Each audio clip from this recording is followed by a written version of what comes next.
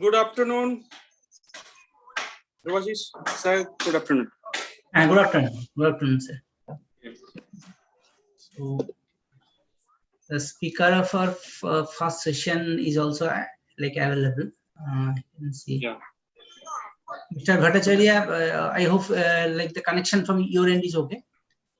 Yeah. Am I audible? Yes, perfectly. Yeah. Perfectly. Okay. Good afternoon, Devashish sir. Good afternoon, Dhruvasis sir. Yes. Good afternoon. Good afternoon. I can see. Yes. Our speaker, Bhavan Javedi, also present from Australia. Yes. Welcome, sir. Thank you very much. I'll start my talk when another time. Okay. Yes. Yes. First, there is an introduction by Obijan from Tata Consultancy Service. I think then we'll start the talk. Yes. After 30 minutes. So I think Dhruvasis, you can start. Okay. So with can your introduce, permission our and speaker. JKM sir's Yes. permission, I see JKM sir and others are also. Please go ahead. Okay. Yes. So with all of your permission, I'm just going to start today's session. First of all, we welcome you all to this virtual platform for ICACA 2021. We are forced to do it in virtual form because of COVID. We got massive response throughout the world in that, and then for our conference has been scheduled tomorrow and day after tomorrow. So today we are having some pre-conference talk where the four eminent speakers throughout the globe will be delivering the lectures. Honorable Chief Patron, Honorable General Chairs, Organizing Chairs, Program Chairs, we are very proud to have those four speakers along with the guest audience from throughout the country and world. First talk that is going to be delivered by Mr. Ovijan Bhattacharya. He is a senior scientist of TCS. He will be talking on introduction to mobile age computing. So please allow me to introduce Mr. Bhattacharya. Mr. Bhattacharya is presently serving as a senior scientist in TCS Research Tata Consultancy Service, Kolkata.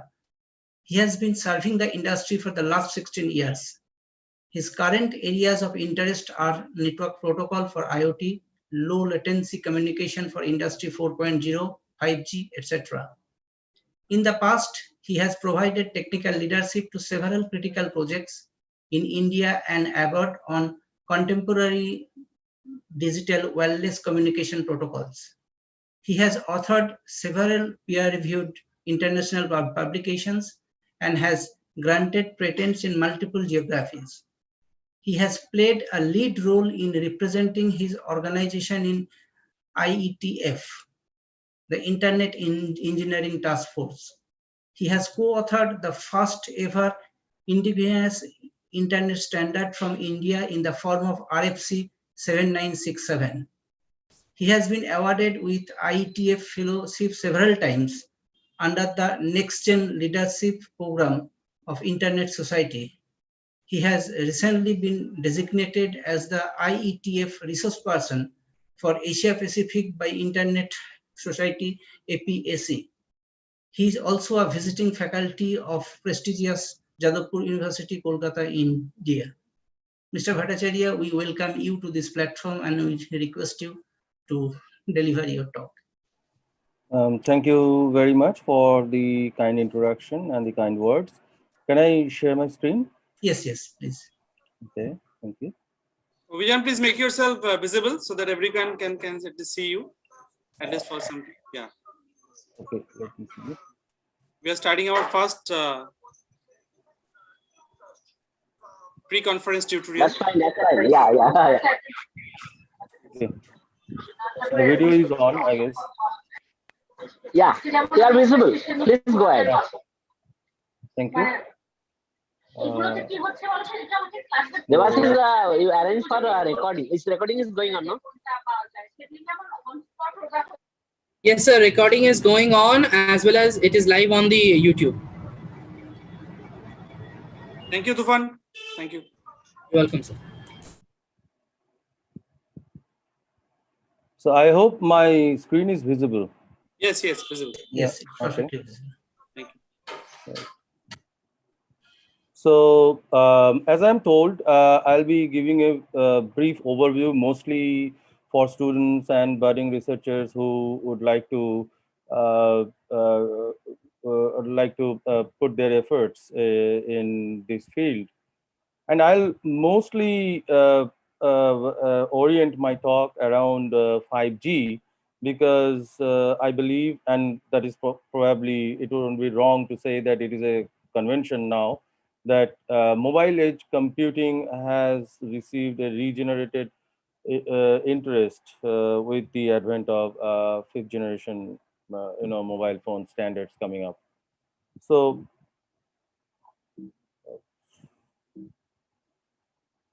okay, so um, so if we look at internet, right, so it is essentially a distributed computing environment, right? So what we have is a local application or user interface sitting in my laptop or in my PDA, and we fetch for some data, for some information, or some computation somewhere, or to a remote application. But what is the guarantee of quality of experience in that? Can you guarantee the reliability? Can you guarantee the latency? Can you guarantee the consistency of performance? And there can be multiple factors that might define consistency. Because this network is something which is beyond the control of the two endpoints, right? So there is congestion, there can be jitter, there can be general impairments, resource unavailability. I mean, you ask for a resource for computation, it may not, you may not receive that because of uncontrollable circumstances at the remote computing environment. And now let us call this remote computing environment a cloud. Okay, so we all know very well, I mean, at least functionally, what a cloud in computing domain means. However, we have been living with it, with all these problems or all these shortcomings. We have been living with it. We were happy with this, the way the internet had been working. And from a layman user perspective, we are really oblivious about whether we have this video. I mean, we have this edge running or not, right? But sorry,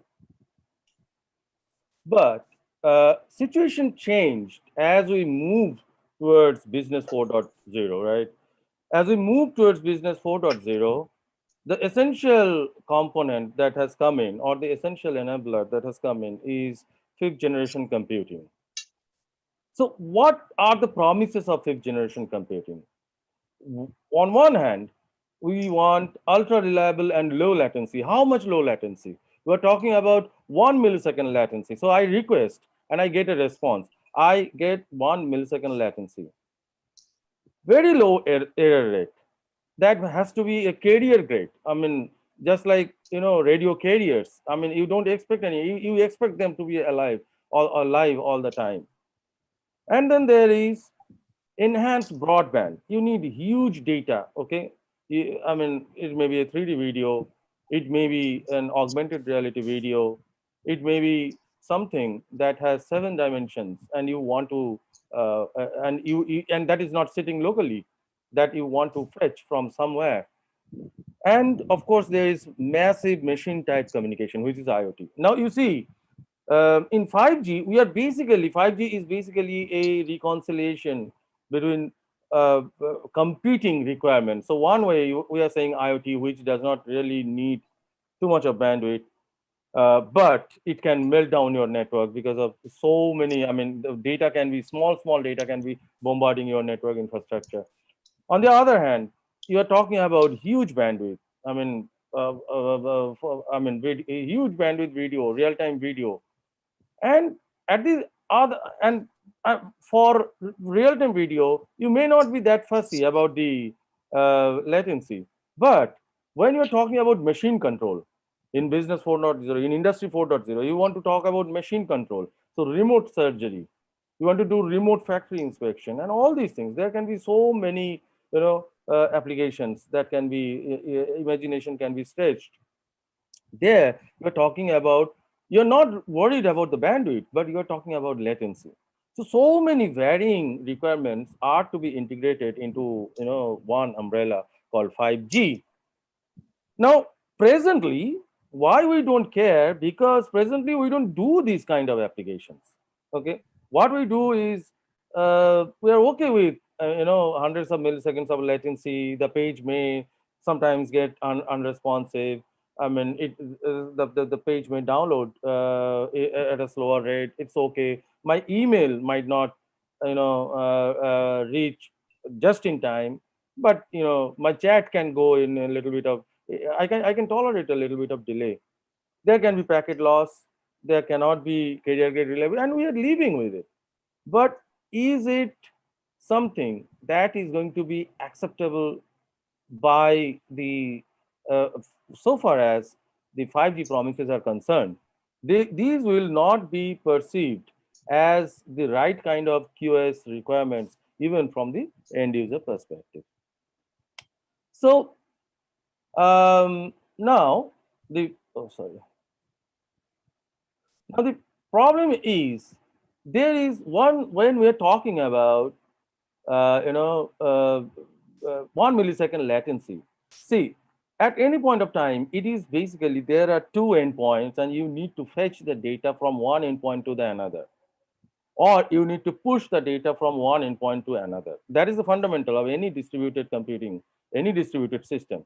Now, there is a limitation of light, right? And whatever communication we are going to do, be it optical, be it coax cable, be it whatever, we are fundamentally doing electromagnetic communication. And that electromagnetic communication cannot, surpass the, cannot, go away. I mean, it cannot really move out of the limitations posed by light, right? So we have to abide by that.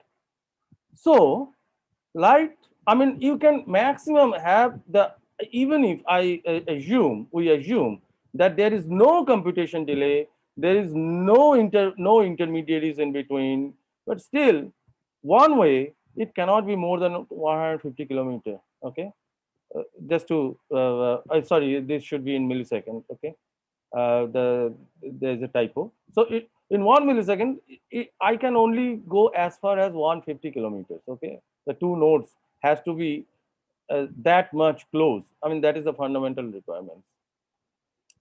But is it possible? I mean, given the widespread use of internet and all, is it really possible? And what about the reliability of the link? What about reducing my failure surface so far as the I mean, in terms of how many nodes can go into failure?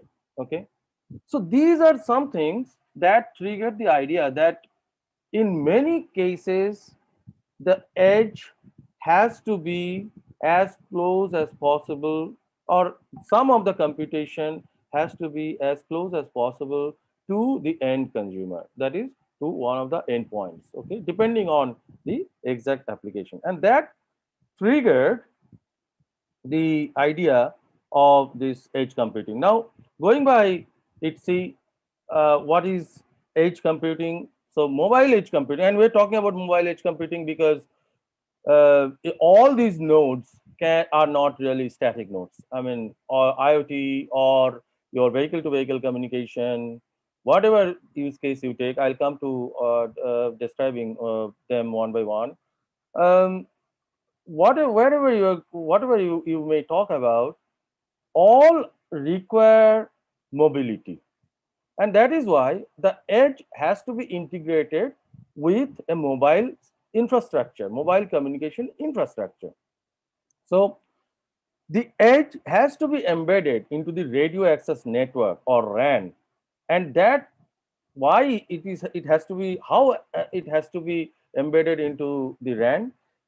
As I said, the way, so that the closest possible node, depending on the feasibility from the functional point of view, depending on the feasibility from deployment point of view, and many other aspects, the edge or the computing node has to be located as close as the mobile subscriber.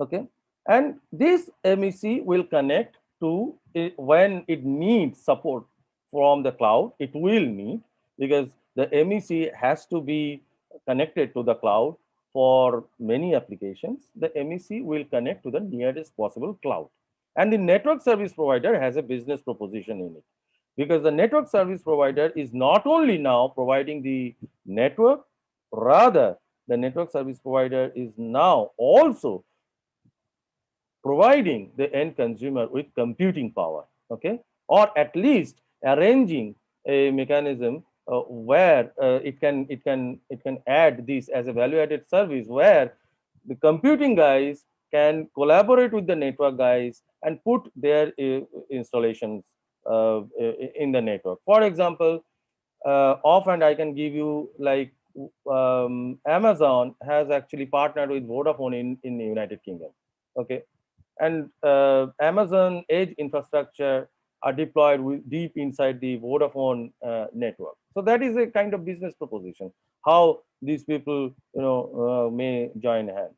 Okay. So this is a three-tier architecture we can think of. So there are mobile and static end user devices. The mobile core network will have the the computing device. Now depending on deployment, this can be either at the base station, or it can be a little up at cell aggregation points, and slowly then finally even the mobile equipment, the mobile network service provider himself or herself can provide a easy path to the cloud. Okay, and these days many of the broadband service providers, I mean even the local service providers like Alliance or whatever, they are actually providing a similar kind of concept in the form of local CDNs. Okay, so they are hosting the content delivery networks within their network, and so that some of the queries which are cached in those CDNs, they are I mean you will get a very high response rate for those. Okay. So what are the use cases? As per ITSI, these use cases are, and this picture is taken from ITSI definition of mobile edge computing. So there can be consumer-oriented services, then there can be few diagnostic services, and there can be some of the third-party services where I mean you are the network service provider is not really providing the end service, but there are other person who are involved in it. For example, um, in augmented or virtual reality, the MEC can actually put the augmentation can be done there. Video analytics, some part of the video analytics can be done at the MEC. Okay. Then in vehicle to vehicle communication, some of the detection or some of the information can be filtered at the MEC itself and then transferred to the core network. At the same time, the MEC, the advantage is that it is residing within the network, right? And so it can see the whole of the network, and the MEC can actually take a role in in a very customized creating a very customized network modeling or a network traffic shaping can be done based on particular user base. Okay, so we talk about very small cells in 5G, and if the small cells are essentially catering a small number of user bases, and if the MEC, suppose some of the small cells are aggregated and an MEC is installed at the aggregation point, the MEC can actually see the microscopic behavior or microscopic requirements or the microscopic experience of each of the user, and can shape the traffic accordingly, or at least let the core network know what is happening at a very granular level. And business drivers are like, I mean, if you get some services along with the MEC, some content, so MECs are already providing you the content delivery networks, or you get some readily available infrastructure that gives you, for business 4.0, that gives you a ready to, ready to market advantage. Then, as I said, the network, cloud service provider, so the computing and network community can join hand, create industry collaboration, and there can be, in I can say interracial, just like we see interracial stuffs within the mankind, we can have this interracial standardization also. So network standards and cloud standards, they can handshake and define new standards on how network and cloud can join hands, and what should be the interfaces, what should be the best practices, and so on. Plenty of use cases are there. And of course, you can redefine the benchmarking for quality of experience. You can redefine the possibilities of how augmented reality, etc., can occur. And also, I mean, this gives you a new area of research, where you dynamically decide that what data or what computing element needs to be in proximity to which user. For example, currently YouTube, Netflix, all do these kind of things, in a very crude form, because they do take statistics of how their videos are being hit from which geographies, and that is the way they distribute the cache. Now this has to be in a much more microscopic level, depending on what QoS is being requested by which user. And there is something called slicing that is very much coming in, is a promise in 5G, not yet widely deployed though. So where a user actually asks, or an user application, end application, pre-books the amount of quality of service that it needs for the application it is going to do. And these MEC and all, they can help the network service provider as well as the user in kind of negotiation of this, and reserving these slices, or computing exactly what slice might be required.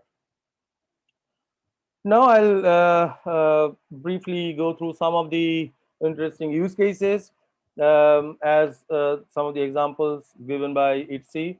So one is AR with MEC. So AR is basically, so how it can happen, like you are getting a video from remote end. Now you want to interact with an AR object, right? Now, this object, depending on your personalized choice, this need not come all the way from the cloud, or all the way from from the core network. I mean, depending on your choices, etc. This AR object or the VR object can actually reside in the MEC server itself. For example, you have I mean, there people are talking about many applications, like even people are saying that, like, I see a movie and I want to, in that movie, that is a standard movie I'm getting, say, from any of the OTT provider. Now I want to pause that movie.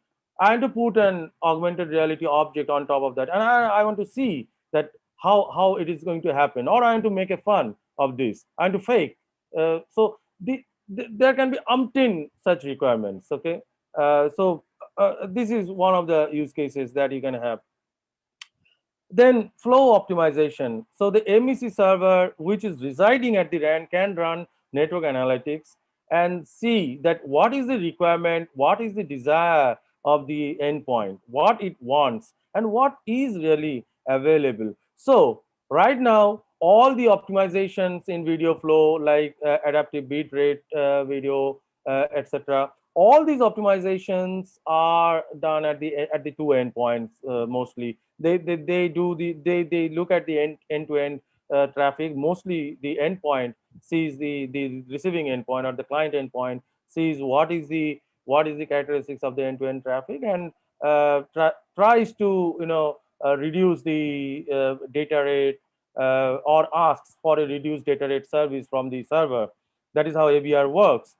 But who knows, there can be options like optimizing the route, rerouting the traffic such a way that you can see the traffic, you can see the whole of the traffic and which path should be taken, how SDN and NFV can be utilized, and all these things, because MEC is sitting at the core of the network, and some infrastructure level decisions can be taken.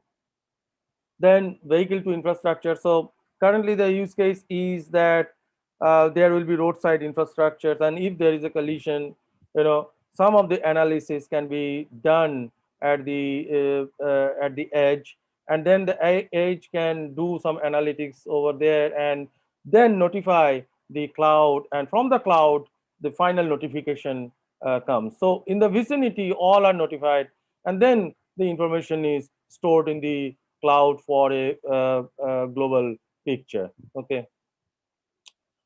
And of course, now as I said that 5G is not just a unidirectional use case, so it has got multitude of use cases. So there are three quadrants to which we can classify the use cases broadly. So one of these is IoT, definitely. Now, when we see that augmented reality and other stuffs, we're really talking about high bandwidth stuffs, okay? The network and all these things. So we are really talking about high bandwidth exercises. Now, this massive communication in terms of machine type communications, in this case, an MEC can actually be a gateway of the entire cell and act as an aggregation point or act as a filtering point where you can put the policies at the application level, and this can be sensing from a multitude of things, and more intelligent decisions can be taken at the MEC server, because as I said, this is residing deep inside the, or this is at least part of the network. So what can be the deployment scenarios? You can deploy it at the E node B. You can deploy it at the radio network controller. You can deploy it at the multi-access technology cell aggregation. So one can be like so in an hospital you can have multiple small cells, and each cell some may be working. I mean, some of the network might work on Wi-Fi, some of the network maybe Wi-Fi 6, some of the network might work on private 5G, etc., depending on the situation, and they all get aggregated at a cell aggregation point, which further connects to the backend network. Now, this cell aggregation point can actually be one situation where you want to have a more enterprise level control in a private deployment kind of scenario. And what can be the factors that might drive the decision? So what kind of scalability we want? What are the deployment constraints? So maybe my base stations are not allowing, but the way the base stations are deployed, I mean, the geographically or infrastructurally, it is not possible to deploy my MEC, an MEC over there. It is possible. Again, for some of the use cases where we need extremely low latency, like in AR and VR cases, there I must have these deployed in the base station, because I can't allow the latency to increase beyond a certain level, because that will then impact the overall quality of experience that at a system level that I'm going to get. Again, MEC is again may come from a third party, which is a computation service provider, which might offload, which might have in turn offloaded the edge component part to a smaller vendor, right? Now that vendor will install the edge in my network. I'm a network service provider. Now, how much network information am I going to divulge to this guy coming from a third or fourth party vendor? So that is a decision on the network operator's part, where they are going to allow this or going to install this edge. I mean, are they going to install it at the leaf of the network, or at the towards the root, towards the core of the network? So these are some of the things. Now, to conclude, what are the challenges? And these challenges are quite obvious because MEC, although in theory existing, even in standards it's existing, but in deployment it is yet to pick up, and people are learning with more and more deployment that what all things can be leveraged out of MEC, and what all new things can be done, and what are the unsolved problems that we have. So one thing at the application level is always there. Even I'm facing this right now. I'm working on robotics in a in an edge-driven robotic system, and the obvious decision making is that how much computation do I need to offload? Because one thing you have to keep in mind, that whenever you are offloading a computation, there is communication involved. So the more you do handshaking, the more you create, congestion in the add to the congestion in the network. The more you add to energy, the more you add to energy in the consume the energy over here. So these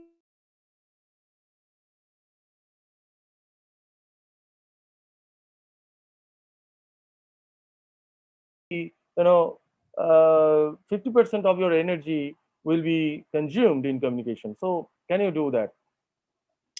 And how to efficiently allocate the computing resources, and of course mobility management. So if I have microcells, I have edges all connected to the microcells, and I'm moving from one microcell to another microcell. How the computation state is going to move? Is it going to give me any better latency? Is it going to improve my performance, or is it going to decrease my performance? Or should I need to strategically put this edge a little up? So these are some of the open questions, open challenges, and that will depend situation to situation, case to case handling. So what are the trends that we are going to see in 2021 and beyond? So we're going to see more of AI and ML use cases for edge. We're going to see more and more cloud and edge partnership, and we're going to see more and more adoption of private 5G and edge more and more. So with that, I would like to conclude.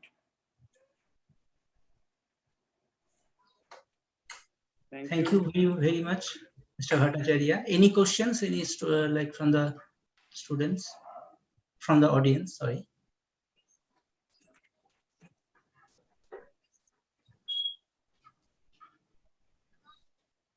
Okay. So as like there are no questions, so we are at the end of the first session. So thank you very much, Mr. Bhattacharya, for the excellent and insightful session on introduction to mobile edge computing. You have started with 5G and beyond, and then you have given the concept of edge computing, the layered architecture, MEC use cases with various applications perspective. You have discussed vehicle-to-vehicle architecture and MEC and IoT gateway. At last, you have discussed the various challenges and the future trends. It's always a pleasure to listen to you, Mr. Bhattacharya. I would like to request Professor Debashish De to say a few words.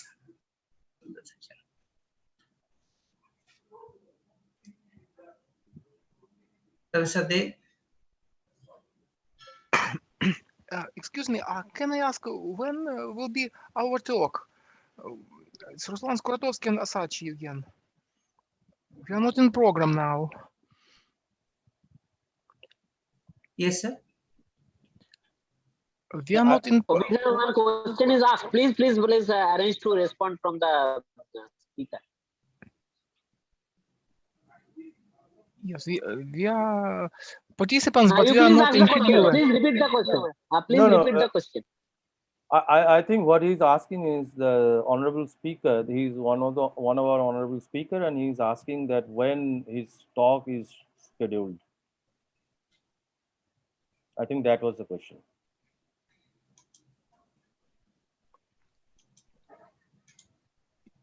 So you send the slides, and you told us we will make a talk. Dhruva, you please check the schedule. Yes, Schedule yes, the time. schedule Please is tell always, in IST. yes. Tell that it is in IST. Huh? Yes, yes, yes. That is always there.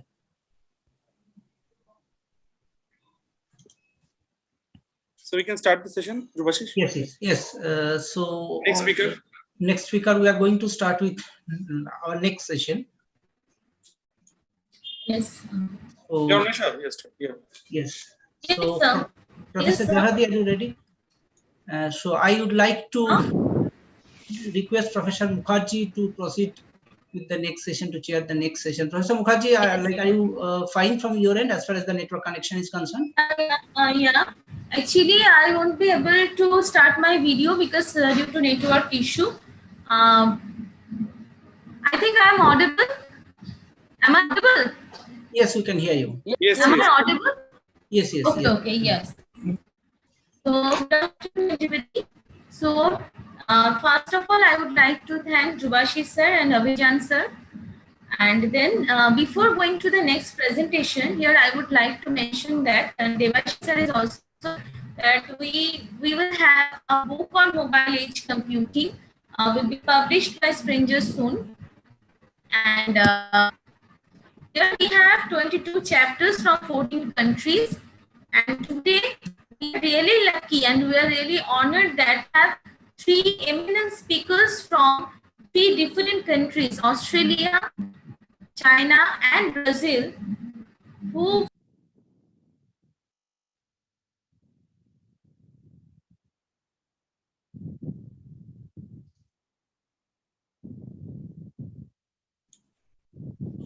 I think she got disconnected.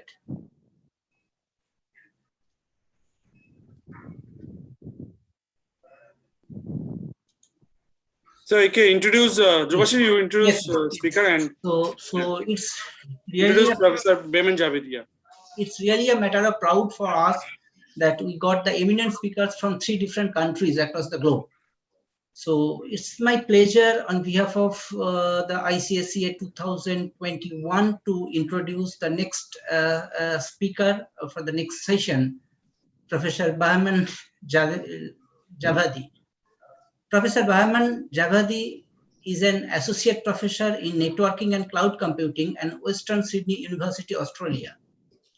Prior to this appointment, he was a research fellow at the University of Melbourne and a postdoctoral fellow at the INRIA, France. He has published more than 100 papers in high-quality journals and international conferences and received numerous Best Paper Awards at IEEE and ACM conferences for his significant contribution in different kinds of research. He has presented many keynote and invited talks in several conferences and universities around the globe. He served as a program committee of many international conferences and workshops. He has also guest edited many special issue journals. He is co-founder of the Failure Trace Archive, which serves as a public repository of the failure traces and algorithms for the distributed systems. His research interests include cloud computing, edge computing, performance evaluation of large-scale distributed computing systems, and reliability and fault tolerance. He is a senior member of ACM, senior member of IEEE, and a senior fellow of Higher Education Academy of UK. Professor Javadi, it's over to you. Thank you, sir. Yeah, hello everyone, and thanks very much for the introduction and invitation. I'll just share my slide quickly. Hope you guys can see that. Yes, yes. Thank you. Yeah. Okay. Thank you very much. Well, today I'm going to talk about the resource allocation in mobile edge computing for data intensive application. I think if you attended the previous session, Abhijan provided a very nice introduction to the mobile edge computing and talk about some of the challenges in mobile edge, including the resource allocation and offloading, which I'm going to address in this talk. Before I start, I would like to acknowledge my previous PhD student, who is finished our PhD, Dr. Mohammad Al-Khalai, who did this research. So I'll present on behalf of him the research that he completed at Western Sydney University. As you can see in the title, we have a resource allocation in mobile edge for data intensive application. And I think previous speaker mentioned about some of the application for the data intensive application and the other application related to the mobile edge. And I would like to quickly talk about some of the application that we consider. As you know, a lot of the smart application these days work with the data. So to help you to make a decision, to perform the task better, and they're basically we use them in a day-to-day life, from the face detection and the smart home to the health and fitness and the safety and the security. We use all around those applications, and many of those applications, as I mentioned, they need a lot of data to be processed to be able to learn, to provide the analytics and provide a better decision. The other things that I would like to mention before we get into the technical side of that is that there are a huge amount of the data that generated by the mobile devices every single month. And as you can see in the slides, in the down of my slides, you can see the forecast of the Cisco. That's by 2022, we're gonna have around 77 exabytes per month data generated from the mobile phones. So that shows that a huge amount of the data will be generated outside a centralized data center and outside the cloud. And as we know, while the mobile systems and the mobile devices are powerful and they have a lot of still computational power and memory, but they are not able to process all those data. And that's the reason that we have edge computing, as mentioned by the previous speaker. So I'm gonna introduce you the very simple definition of what we consider in this research and what type of a system we consider. As you know, the mobile computing been with us for last 10 or 15 years, where we do everything on a mobile. And I think most of you are using the mobile in a daily basis, right? So you do all those tasks from the gaming, entertainment, internet, some of you maybe doing your job, and or some of you watching this presentation from your mobile phone. So that's a kind of a mobile computing, which you can sometimes connect it to the sensor, the other smart devices at home, at work. Because of the some of the limitation, that's obvious limitation that the mobile computing they have, we always try to get some of the resources from other provider, like a cloud computing, as you can see by the right side of this slide, which is a mobile cloud. So the mobile cloud also emerged like around maybe 10 years back, when we want to use some of the resources from cloud to help the mobile computing to improve their battery lifetime, to improve the computational speed. And again, there are a lot of application on that. Like if you use a mobile phone, like iPhone, you use the iCloud to increase the storage, or other computational cloud that you can use. What we have these days, and what we want to work around that, is that if we have some of the application that the quality of experience for user, as well as the latency and the bandwidth and privacy might be important, then we can add another layer, which we call it the edge, as you can see. So there would be another layer included here, apart from the mobile and cloud, between the data and the cloud, which gonna help us to improve the latency and the privacy as the previous speaker mentioned in his presentation. So that's what we call the mobile edge cloud computing. So I want to clarify here, in this system, basically we're going to use all the resources in a mobile, in an edge, and also in the cloud. So if you consider the mobile edge computing only, there would be no cloud as such, right? But in this case, we're going to have the cloud computing because it's a centralized system, and it's going to help us with some of the computation that is not able to handle by the edge computing. So given that definition, what we did in this research mainly was a resource allocation for a range of application, considering that all those applications, they do have some sort of data to be processed. So many research that been conducted before, they didn't consider the size or location of data, but we consider this one in this research that we've done. So what we consider as the high-level system architecture, as you can see, is a three-layer architecture. So application layer, where we have that all the mobile devices and the user, and then we have an edge layer and a cloud layer. So our contribution and the research was mainly focused on an edge layer. As you can see, there is a kind of the edge server where we run our optimization engine, and includes many components. So I briefly mentioned what they are. So we have the profiler, which profile the application behavior, and then the resource handler, which take care of the resource and how we're going to schedule the application on that. There is, of course, the cost estimator. So because we're going to estimate the cost on each of the resources, and a queuing estimator to give us the queuing time or a waiting time, because those resources might not be available all the time. So we have to queue that. The task manager, which allocate the task to each resource, and a decision maker, which is an optimizer to decide where each task needs to be executed.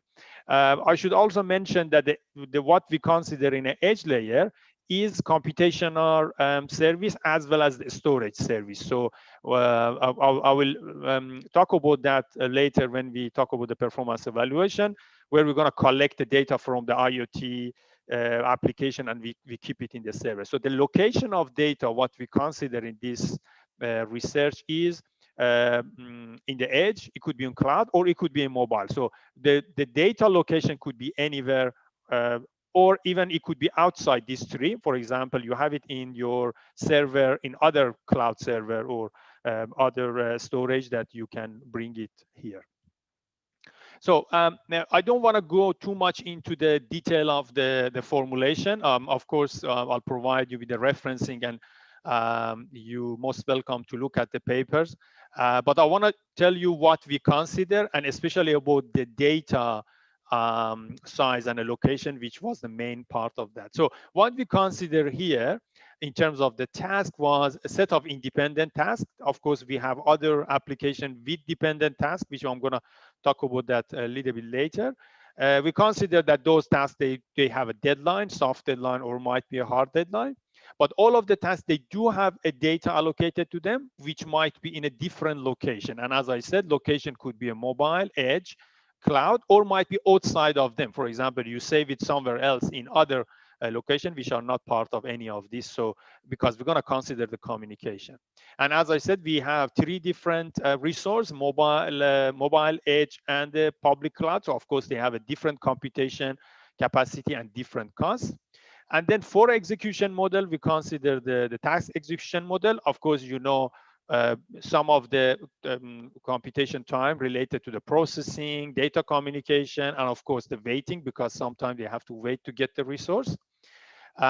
For the mobile energy, we consider the processing energy as well as the data transfer energy, because as you know, the data transfer or data communication is the very energy hungry and use a lot of power. I'm sure many of you experienced that when you using a lot of your Wi-Fi or your 4G in your mobile phone, you're going to consume a lot of energy, and battery is going to drain very quickly.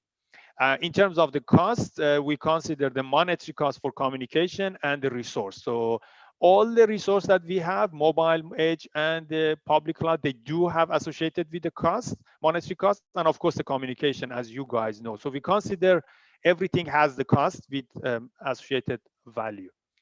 The formula that I put in the right side, as you can see, the D, this is the what is the one of the most important formula. I didn't put all the formula, but this one is important, which is how we consider the data size that impacted the execution time. So as you can see, the IP is the execution time that we consider for the task, and of course it's the execution time of the task. It depends on the speed and the MIPS that you have in your CPU, plus the amount of the size of your data that you have. So for example, if you have an application does the processing on a specific size of the data, if you increase the size of the data, your execution time will increase. And that data also gonna impact on the transmission time, right? So SI is the size of the data that you have. So depends on your bandwidth, which is beta, and L, which is latency. You're gonna have, that's a simple formula for communication. So here, that's where we consider the state of the size of the data for the computation of the latency. And of course, when you have a different location, then you're gonna have different latency and different bandwidth with different points, and of course different costs. So that's where we consider this system modeling. And what we did for the optimization objective is we consider cost and energy. So we did change a lot of objective for our optimization, and I think the best objective in terms of system and also the user perspective was producting of the energy, which is a mobile energy, not the system energy, only the mobile energy, times to the monetary cost. So that was the best optimization through our experimentation that we did. Subject that we don't miss the deadline. Of course, there is a deadline. It could be hard deadline or soft deadline for the execution time. And there is a mobile energy. And that's a key point here, because you don't want to consume all the energy in the mobile, then you're going to be run out of the battery and you can't use your mobile phone. So there is a limitation also on the energy. So considering the modeling and this optimization, we use two optimization technique to solve our equation. So one was the basic offloading technique using the particle swarm optimization. Many of you, I'm sure, are familiar with PSO, which is an evolutionary algorithm, as you know, similar to genetic algorithm and other type of the evolutionary algorithm. What they do, they basically generate an offspring, or they generate a swarm, and then based on that, based on the fitness function, they generate another solution, and it's just iterative up to until it gets to the best result. So every iteration, we get the result, and then we try to improve that. So as again, many of you familiar with evolutionary algorithm, it takes a long time for doing the optimization. So PSO normally it's good for a small problem size, but if you want to do the optimization for a larger size, then it's going to take a long time, in order of minutes sometimes. So we did a PSO optimization, and the result was quite promising, but because of the optimization time, we decided that we used a mixed integer linear programming. So as you guys know, again, MILP is an optimization technique which use the linear programming to do the optimization, and we use the branch and bound, as you know, to solve the iterative solution. So here, one example as how the offloading basically works and how we're gonna do that. So when we have it, for example, 10 tasks, each of those optimizers, they're gonna look at those tasks, given all the parameters for the data size and the data location, and then they pick the best location for the task. So the outcome of the optimization algorithm is that each of the tasks where they're gonna run. So here, the M is a mobile, C is a cloud, and the ED is the edge resources. So as you can see, we divided on the tree. It's not evenly distributed, of course, as I mentioned. It depends on the optimization that we solve, which is a cost and the mobile energy, and depends on the characteristic. We could have different solution. So I put the offloading algorithm based on the MILP, as you can see here. Again, I don't want to go too much on the detail. You can read the reference paper if you wish to. But just very quickly, this is a branch and bond. And as you can see, there are a couple of important function here, the objective value and also the integer constraint, where we do the optimization, which we call the new value, and then we check the constraint, and again do the another iteration to make sure that we get to the final solution. So this definitely, because of the linear programming that we use, is much quicker than the PSO, and that's the main point of using of this algorithm. To evaluate the proposed offloading algorithm, first we did a validation of the model, and second we did a performance evaluation. So to do the validation, we did a small experiment with the real execution and the model. So to doing that, as you can see, we consider a simple Amazon cloud plus the CloudNet, a small the edge server, Intel Xeon, and also the LG mobile device, as you can see, and the number of cores and the memory. For the mobile network, we consider 3G, 4G, and Wi-Fi, which is, of course, widely used. We didn't consider 5G because definitely on that time still we don't have a very wide adoption of 5G in Australia. So the 3G, 4G, and Wi-Fi is available network. And as you can see, we consider a spectrum of the bandwidth and the latency for each of them. So we consider those for our validation. So those data are coming from the application profiling that we did. For the computation requirement, we use the bag of task application. And then, as you can see in the below of this slide, we consider 4 different data size: small, medium, large, and X large, with different distribution, as you can see, from 20 megabytes to 4,000 megabytes, which is a 4 gigabyte, which consider a good or X large data intensive application. So the first thing, as I mentioned, we did a model validation through the experimentation. So we did a real execution comparing to what we did in the modeling, just to make sure our modeling is accurate enough. So we run the application with 30 tasks only on the small data size. And as you can see, we consider for 3 different performance metric, which is the execution time, the energy, and the cost, right? And here we I only show you the 4G network, so it could be all of them for the small size, right? So the 4G, 3G, and the Wi-Fi. So what we did, we implement we did a real implementation on the system that with the specification that I told you, and then we run the model which we develop in a small Java application. And as you can see, the model, which is in the blue color, is quite close to what we saw on the red one, which is a real execution. The error was on average 8% for execution time, 11% for energy, and 15% for the cost. So, well, we could do a little bit better in terms of the error, but the model could get very complex. And we want to keep the model fairly simple. So we decided that this kind of error is acceptable for us.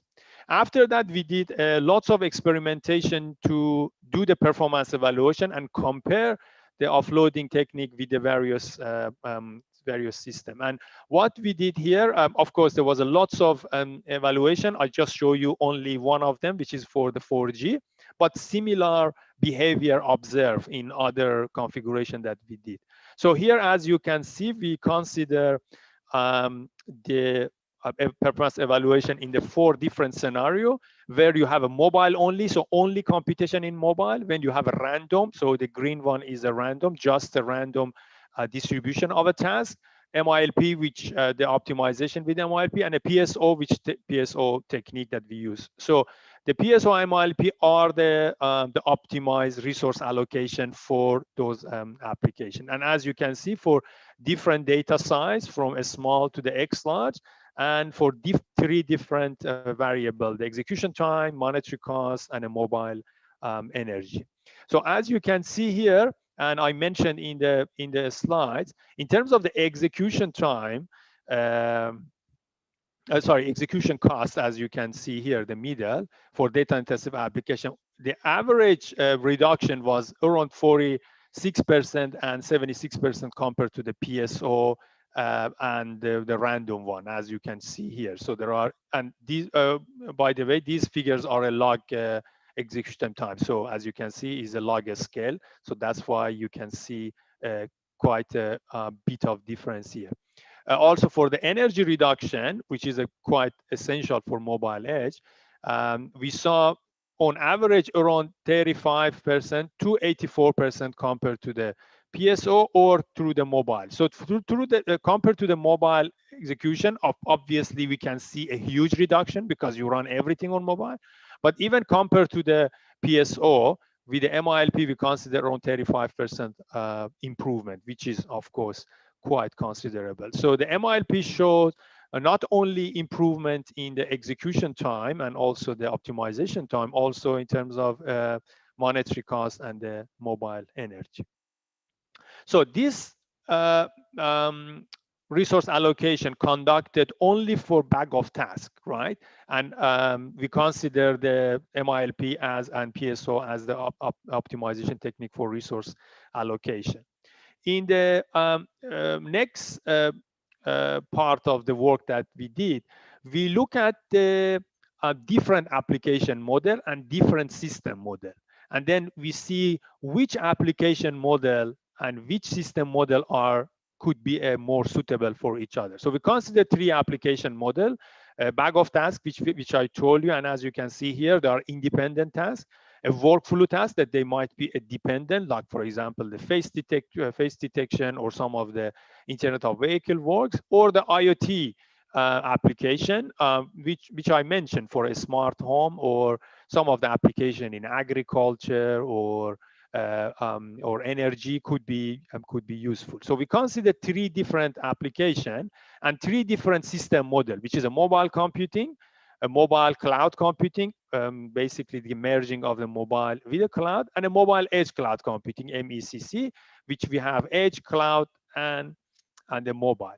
And we want to do the comprehensive performance evaluation and see whether or not those applications could be suitable for each of them.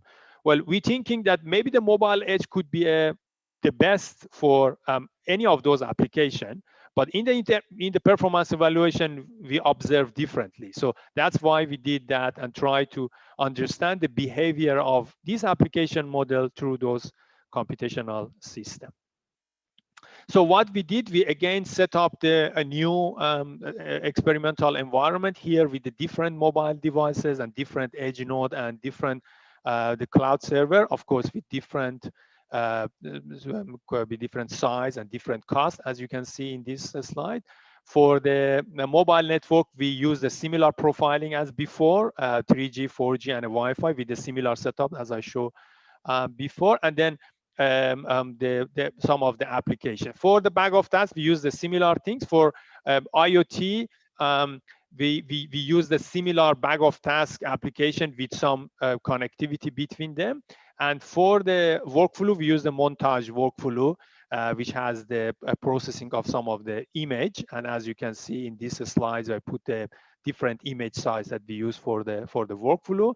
And then, of course, the similar kind of data size as we use for IoT and the bag of task application here.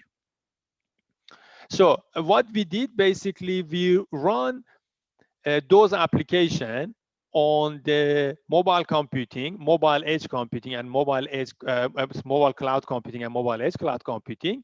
And we look at the energy cost and also the execution time. And we check what was the behavior of this system. So again, there are lots of results that we got, but I'm going to show you only a short a short presentation of that, and then some of the insight that we received. So first, let's look at the bag of tasks. Again, we have the result from 3G and 4G and Wi-Fi, but again, here I just show you only the snip of that, which is a 4G and Wi-Fi, as you can see here. So what I have here is the execution time and mobile energy and monetary cost. For the blue one is mobile cloud, the yellow one or orange one is mobile edge cloud, and the green one is a mobile computing, right? Only mobile phone that we're gonna use. In this figure, the red line in the energy, the red line shows the available mobile energy, how much energy is there, right? So of course, beyond that, mobile cannot work because it's gonna be turned off and shut down because there is no enough energy to work. Interestingly, for the bag of task application, for both 4G and Wi-Fi, I can see that in terms of execution time, using the mobile cloud is better. So if again, that's the very interesting point, that while we talk about the improvement of the latency, but if you thinking about improving the execution time, maybe you need to use a mobile cloud. Mobile edge cannot handle, cannot give you the best execution time. But in terms of the energy, definitely mobile edge cloud can help you, because it's gonna consume a less energy from the mobile side, because you're not gonna communicate to the cloud, which of course you're gonna use more energy. And as you can see here, if with my cursor of the mouse, you can see that with the mobile edge, you can last longer. And here in the Wi-Fi, it showed that mobile edge has no problem to cover all the data that we mentioned up to the 4 gig, which has the below the line of the mobile energy. Means that both mobile and mobile cloud gonna run off in middle of the execution, but only the mobile edge is gonna finish that. So that's another point of view for the edge. In terms of the cost, as you can see, for the Wi-Fi, the cost would be pretty much similar for mobile edge, mobile cloud, but when we use a 4G, the cost for mobile edge would be a little bit less, obviously, because you're going to use a less communication between that. So that's one insight from bag of tasks. For the workflow was more interesting, because workflow, as you guys know, and as I show in the application model, there are dependency and a connection. So when you want to offload the task, those dependency gonna play an important role. And if you don't put those tasks that are dependent on the same resource, there would be a lot of communication. And that's why you can see the execution time of the mobile edge cloud gonna be at the beginning very good, but at the end, when you're gonna have a huge amount of the data, and then there would be a lot of communication, then execution time of a mobile cloud would be better. So you can see that's an interesting point for both 4G and a Wi-Fi. So that show that if you have around, for example, 2 gigabytes of a data and you want to communicate on workload, mobile edge would be good. But if you increase it, then the communication time outperforms from the computation time. So you need to keep it on, you need to use the mobile cloud, maybe in this case. Energy, again, as you can see here, it's interesting because for the energy, again, show the edge because of the communication that you have with the mobile. It's much less. You're gonna save the energy a lot, and you can pretty much finish everything you want with the full battery. And here the same thing in the Wi-Fi. But for a mobile computing or the cloud, you're pretty much gonna run out the battery very quickly. Also, the reason that we on the mobile cloud we have a very low cost is because we keep the whole workflow in the mobile, so you're not gonna use any cost. But in case of the edge and the cloud, you're gonna use, of course, the computation and communication. That's why you have a cost. For the Wi-Fi, as you can see, that the mobile cloud again is cheaper price because you don't have that much basically communication, so it's much cheaper. So again, in terms of the cost, the mobile cloud could be a winner. And the last experiment that we did here was using the IoT application. So here we did two experiments.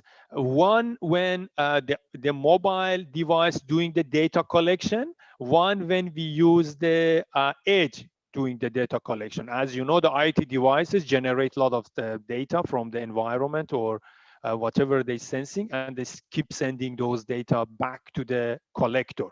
So this data collector could be a mobile device, and it could be the edge. So when we consider the mobile as the data collection, for example, you have a, I don't know, Fitbit or a smart device at home, and you keep sending data to your mobile phone, and you collect that, and then you do the processing with the IoT application. So here what's happened, because you're gonna use lots of energy to collect the data, the energy is gonna be very bad, as you can see. So the mobile edge and mobile cloud and mobile companies, they're not gonna do much. So that shows that using the mobile device to do the collection for data and application, it pretty much is not a very good idea unless you don't have any edge devices. In terms of the cost, also in terms of the execution time, pretty much the same thing. But when we change the data collection point from mobile to the edge, as you can see here for the 4G network, for in the bottom picture, you can see that the whole dynamic changed very rapidly, and everything's making better sense. So in that case, for the energy, both mobile cloud and a mobile edge can make sense here, because they can get the data and process that. They don't need that much communication, and they can save a lot of energy on a mobile device. In terms of the execution time, as you can see, again, the mobile cloud could improve better. One of the reason of this, again, as I mentioned, is because we don't optimize execution time. We only optimize the energy and monetary cost, because we don't need that execution time to be optimized. We need mainly energy for the user and a cost as the budget factor to be optimized. But in terms of cost, as you can see here, the mobile edge cloud is the winner, so we can select. So as you saw in those four scenario that I mentioned, it's not always a winner, the mobile edge cloud computing. So in terms of execution time, many times you're not gonna get the best one, and also in terms of the cost. So it definitely gonna help you with the energy, but in the average execution time, sometimes you can't get what you expected. So let me put to the conclusion what we conducted as a research, and of course give you a bit of open challenges for future work. So as also mentioned by previous speaker, the offloading and optimization of the resources is a very big challenge. So here in this research, we did the optimization for data intensive application, which is very challenging. So the data size and the data location could be quite challenging to handle. The other point that we consider here is the selecting the computing environment. So don't think that, you know, when you have an edge, you can offload anything to edge and it's going to solve. That's not true, right? You need to carefully select where you're going to offload it in terms of the energy and the cost.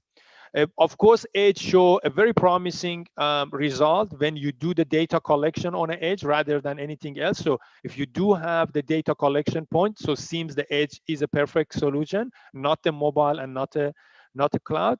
And as you saw in the workflow, that's the most complex type of application that we run, that the data dependency between tags, it's a very, very significant role in the resource allocation. So you saw that the mobile edge had the difficulty to do the execution and give us the best performance. Again, in terms of energy, looks fine, but in terms of cost and execution time, seems that we need more optimization. So I would like to give you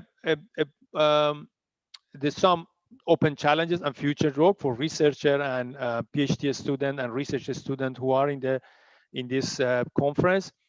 What we see as the emerging challenge for us in research and also in the industry is what we call it on-device intelligence, right? So what do I mean by on-device intelligence is that whatever you have that you use, drones, glasses, mobile phone, tablets, car, anything that you use, you want to have some sort of smartness and decision making, helping you with moving around, helping you to making a better decision. And that's where all this kind of computing paradigm emerging, right? So as also you saw in the previous speaker slide, we talk about the the autonomous vehicle, right? Which is, of course, in many countries is deployed and tested, right? That how the vehicle can move. Autonomous drones, right? So that when they're flying for delivery, for emergency, for taking photos, for helping the people that they are in need. So there are a lot of applications around that. In medical field, there are so many of those applications. So what basically we are trying to do is that to embed the intelligence to those devices.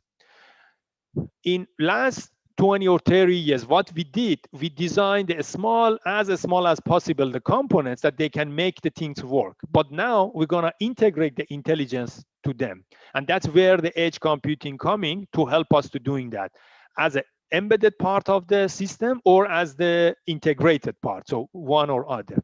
The challenges that we observe here, as I listed in the right side, one of the challenge is the privacy, right? So you don't want to share your personal data in terms of location, medical information, all those information with third parties. So that's a challenge.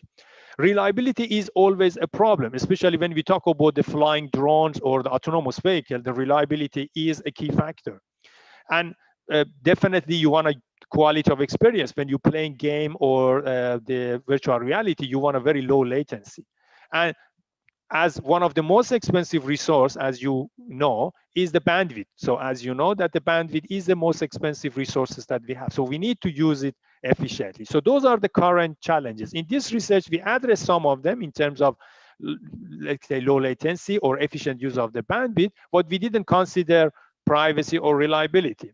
So some of the open challenges would be definitely a privacy aware offloading. In this research, again, we didn't consider that. We consider you can offload any data anywhere, but in a privacy aware offloading, for example, you can offload it to the cloud. So if you do have risk limitation, what we can do. So that's going to change the whole optimization very differently. Reliable computation offloading, again, you might normally the edge devices are a standalone device. It could be a Raspberries, it could be a small server or low-end server, or even a small tablets could be a, the edge device for us. So reliability of the offloading would be, again, we didn't consider reliability here. So how we're gonna include the reliability aware offloading and consider the reliability of all the devices, even the cloud services could be considered. And another types of application that these days are very common, a streaming application, video streaming application, or application that used for example, in the medical application, which there are a lot of streaming. So offloading them, it's gonna be a lot of challenges, because you have a stream of the data that is coming and you need to continuously offload them. So the change of the rate of the stream or the environment that you have is going to impact on the quality of experience from the user side. So it's, again, very important for us to consider those resource estimation before that application arrive to the system. Again, what I mentioned here as open challenges future work was just considering the research that we conducted. Definitely, you can find many research in this area. I would like to give you a few references. The publication that was out of this research, and again, I would like to acknowledge the work that my former PhD student did, Mohammed, and also my other collaborators from Western Sydney University that made this research possible. Thank you very much, everyone, for your attention, and thanks for the conference to invite me to give this talk. Please feel free to send me an email and get in touch. with the link that I send you here, but I would be happy to answer any question if there is any. Thank you very much, Professor Javedi. So, audience, if there's any question, please. So, what kind of intelligence are you planning? Basically, when you are providing intelligence to the edge devices like drones and all these things, how much you think it can become autonomous to drive the system? It is fully autonomous or partially autonomous or partially it could be. It depends on the definition. Yeah. So there are solutions of fully autonomous, but the fully autonomous has a limitation. For example, when it sees the obstacle or when it's move around the environment which is risky, it just stop. So that's what the definition is. For example, you walk and then you see some obstacle or the traffic and you stop moving. So it's autonomous, but it's a safe autonomous. So that's the kind of things that we consider. For the vehicle is different because again, the autonomous vehicle gonna move around in the space. So there are some solutions already in a place for, like some of my colleagues implemented here, for some of the application in a medical device, in a hospital, or in the mines that we have a lot, or the farms. So those are implemented and tested. So they move around in the farm or they move around in the mines. But when you want to put it in the public, in the streets, that's a different story. So that definitely needs a very, very important safety factor to be included here. So your suggestion is partially autonomous is better? Well, I'm not saying it's better or worse. What I'm saying is that is a safety factor for fully autonomous in the public domain. When you put it in the farm or put it in the mine, it's different story to put it in the public. So again, the country to country, it's different because the aviation and also the road rules in each country is different. So it depends really on the countries. There might be you can pretty much test. Here, you need to get lots of approval when you want to fly a drone. That's not easy, right? So it's quite challenging to even get those approval to doing that. Yeah. So you have also mentioned about PSO, right? Yeah. So PSO or GSO or Guam Swarm optimization, I think they're coming in a big way to to avoid the obstacle, dynamically avoid the obstacle, and they can change their path and they can move around. Definitely.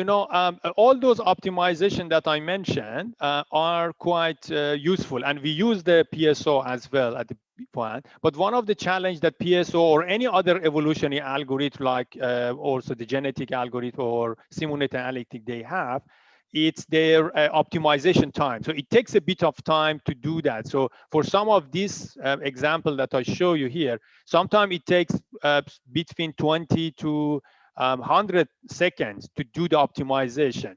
And that's not good enough for some of those like application. For example, in the virtual reality application is not, or for maybe autonomous vehicle or drones is not a good timing. So we need to use more responsive optimization. And of course, some of the machine learning and deep learning algorithm could help here to improve the decision that we're gonna make here.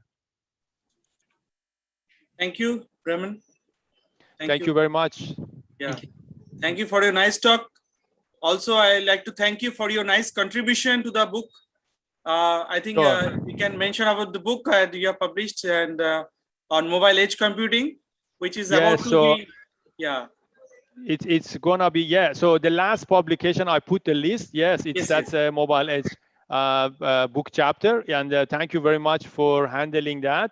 We are hoping to see it very soon. I don't think it's published yet, but hopefully will be soon. Yeah. It is in press. I think within May, June will be published. Yes. Thank you. Okay. So we thank you for your effort on publishing the book chapter as well. Thank you very much.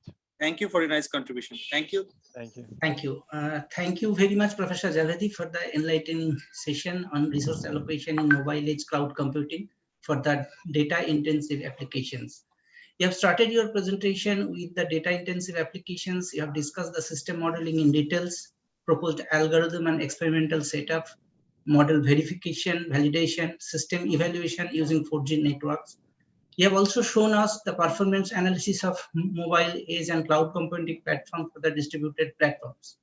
You have concluded your session nicely with the open challenges and the future scopes. The entire session was very much educative, interesting, and was thoroughly enjoyed by everyone. Thank you.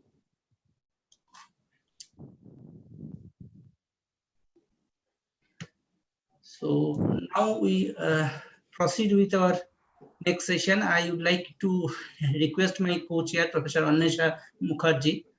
She is facing some network issue. So, Madam, so I'm not sure actually as I am starting, but after a couple of seconds, I'm just okay, carry on. Annesha, carry on. Okay, fine. Okay, sir. Yes, sir. So our next speaker is Luis F. Bittencourt, who is from Brazil. So, am I audible? Yes, Yes, audible. Okay, Perfect. yes. Okay, sir. So, Luis F. Bittencourt is an associate professor at the University of Campinas, Unicamp, Brazil. He received his bachelor's degree in computer science from the Federal University of Paraná, Brazil in 2004 and his master's degree in 2006 and PhD degree in 2010 from Unicamp, Brazil.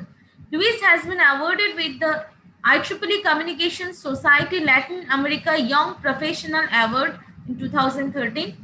He has served in the organization of several international events and has participated in several technical program committees.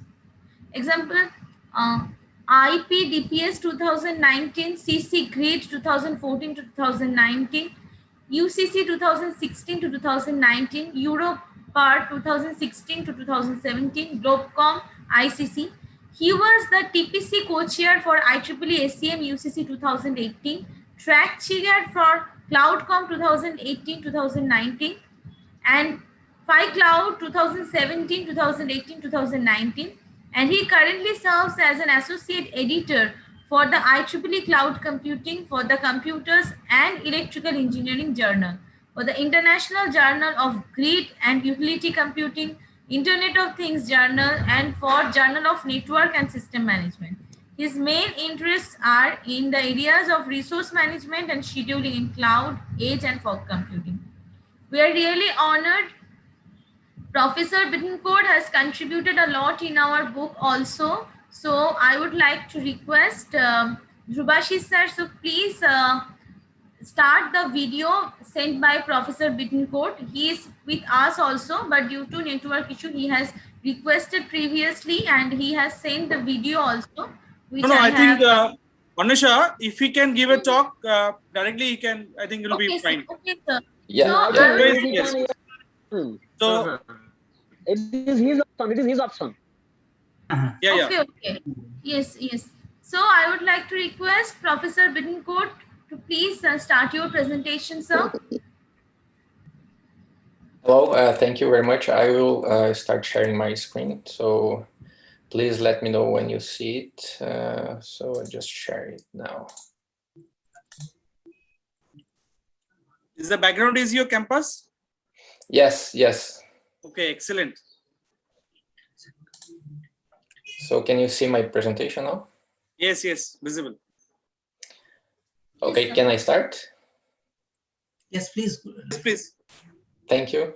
So thank you very much for inviting me and for having me to present this keynote in this conference. So I will try to give an overview of some challenges when you're dealing with mobility at the edge. So my presentation is entitled The Intelligent Computing Continuum, Mobility and Resource Allocation in the IoT Edge Fog Cloud Ecosystem.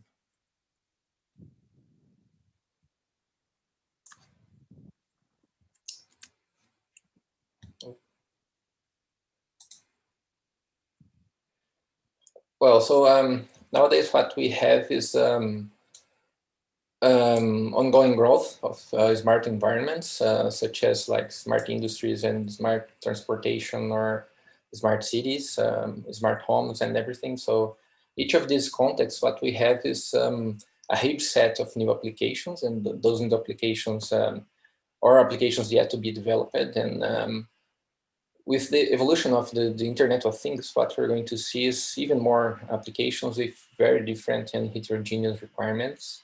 And those applications, of course, this comes with a cost of computing. So you need more processing power, widespread data collection, and more transfer capacity so you can process all this data. So in different contexts, what we need is this data collected by these devices need to be processed locally or remotely by offloading this data and processing it in the device or elsewhere. And managing this data processing in different levels with largely heterogeneous computing and network capabilities is a challenge. So you have to define your problem, you have to define your objective function, for example, minimize application response time, and this sort of resource allocation problem. So how we transform this very large set of scattered resources for these different kinds of applications with these different scenarios and different intelligent, expected to be intelligent scenarios, how we transform this in a continuum of computing capacity, where this continuum of computing capacity will be able to collect, process, and transform this data in knowledge. So the answer to this is a proper resource management and scheduling in the IoT Edge Fog Cloud ecosystem. So what we need actually is a decision making on data transfer, right, and processing. And this should be integrate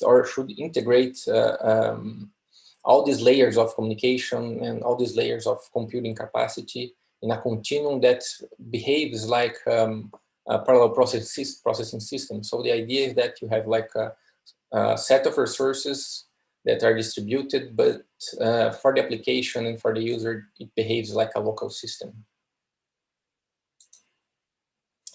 So I'll just give a really brief introduction on resource management and scheduling, just to give some conceptualization. So first of all, understand that you should understand the model and model the application requirements, such as low latency, high throughput, or high availability. Each application will have a different need for the computing and for the data transfer. So this is the first step for resource management and scheduling. And the second step is to model and monitor the infrastructure capacity. So your computing infrastructure should be modeled as well. So you can, after you have this model from the infrastructure and this model from your application, then you can work on the decision making, which means where the processing should occur. And consider application requirements in this decision making process is important. Also consider the computing capacity, data transfer delay, system objectives, and so on. These are very important aspects of the resource management and scheduling. And after the decision making is performed, then you're going to orchestrate the application, which means you're going to run the application and send data to where it's needed, and send the code of the application to where it's needed, or maybe create caching replicas and make data migration for the application to actually run.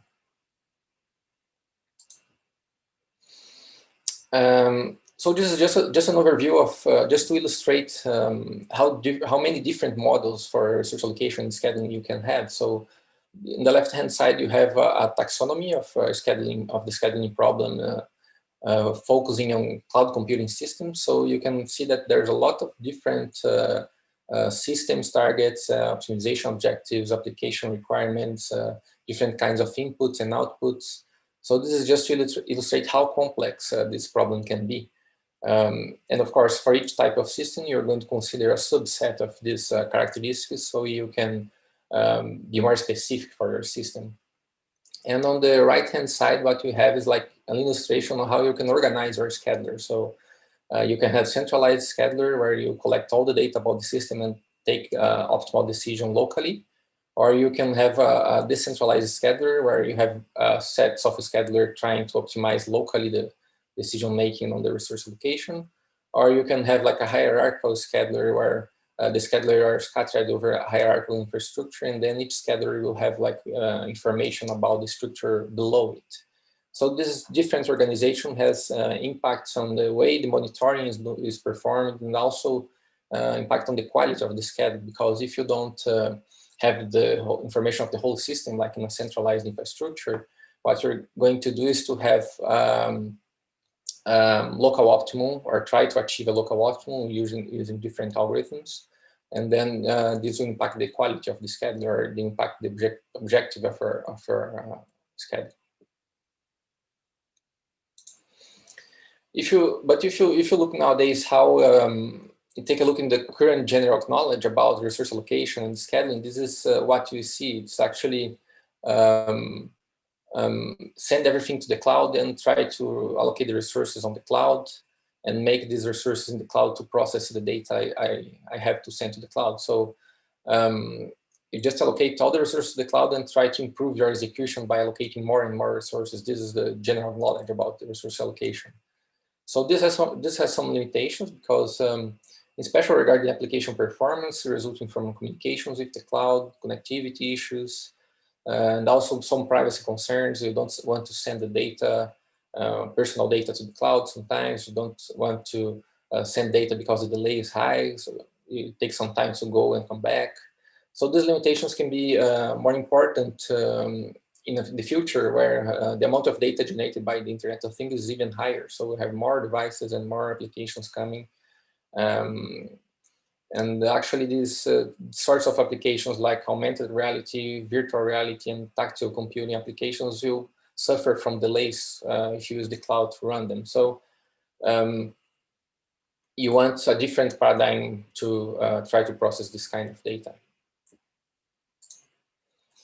And also, if you send all the data to the cloud, nowadays what we have is that most intelligence is in the cloud. So all the knowledge generated by the data you collect should be done in the cloud. So machine learning should be used in the cloud as well. And the user device and communication infrastructure, they don't take part in this intelligence generation, or this intelligence knowledge generation, intelligence processing. And also there can be some inefficiency when you send all the data to the cloud, because maybe not all the data is needed, and then you just send it to the cloud for storage and you don't need the data. Maybe you can just pre-process the data before sending it. So you can have like other kinds of processing instead of just sending it to the cloud and then using it in the cloud. So what we actually want to do is to maybe bring this intelligence to the edge as well. So you don't want just to send everything to the cloud and process everything to the cloud. So the learning should be scattered from the edge to the cloud, and then this is the intelligent continuum, where you have from the device to the cloud, and in between this device and the cloud, you have the processing occurring and the intelligence being generated.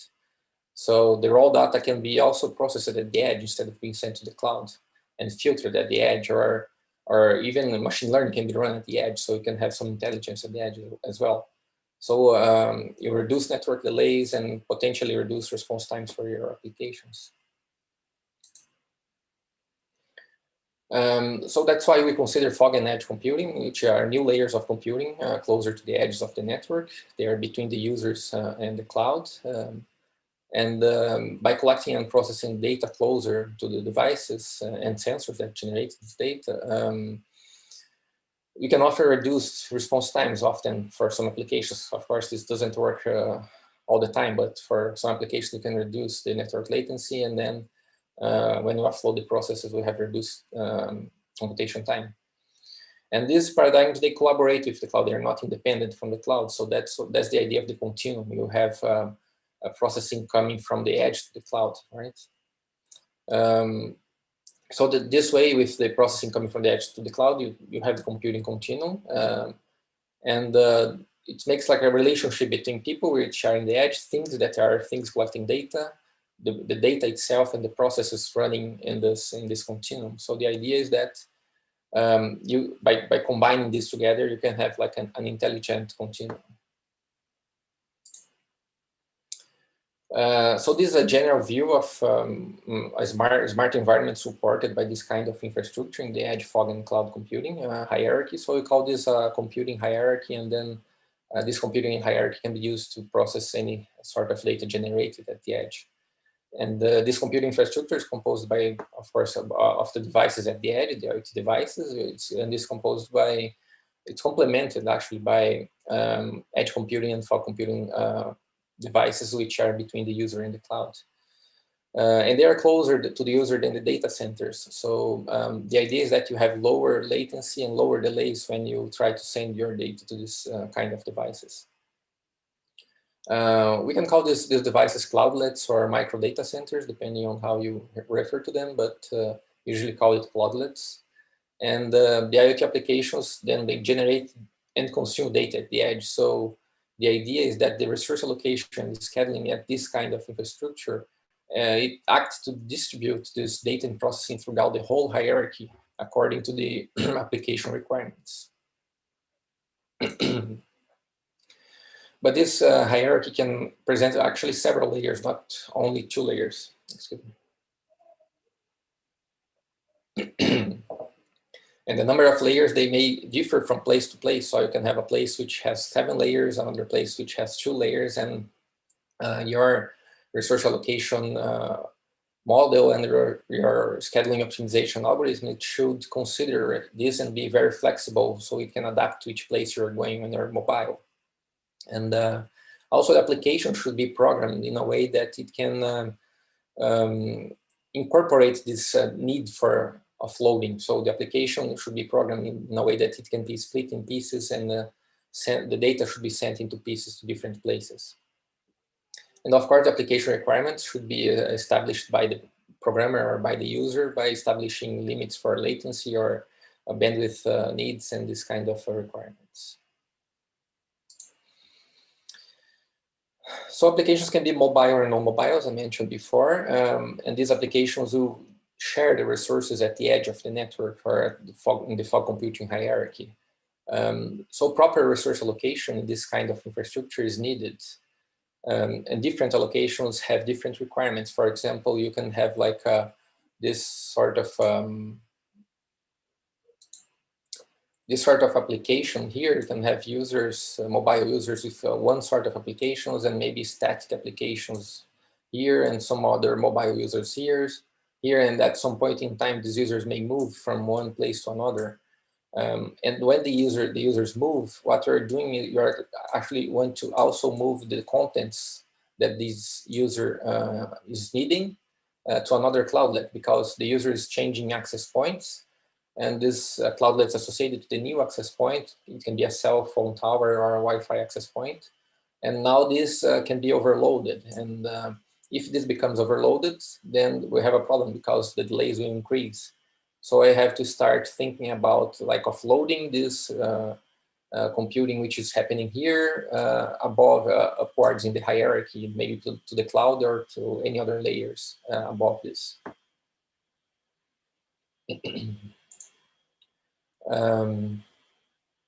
So here, what we have is like an example of 2 different kinds of applications. One is a video surveillance application, and the other one is a game. So this game has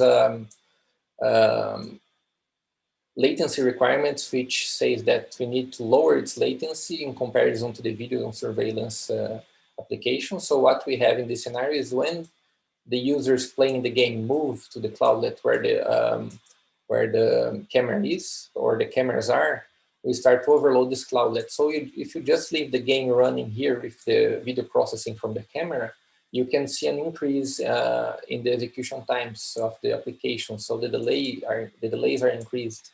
The delays for both applications are increased. And what happens here is that you have to choose which application you want to prioritize here in cloudlet number 2, for example. If you prioritize the application which has lower delay requirements, then what we observe here is that the game application, it has lower response times here.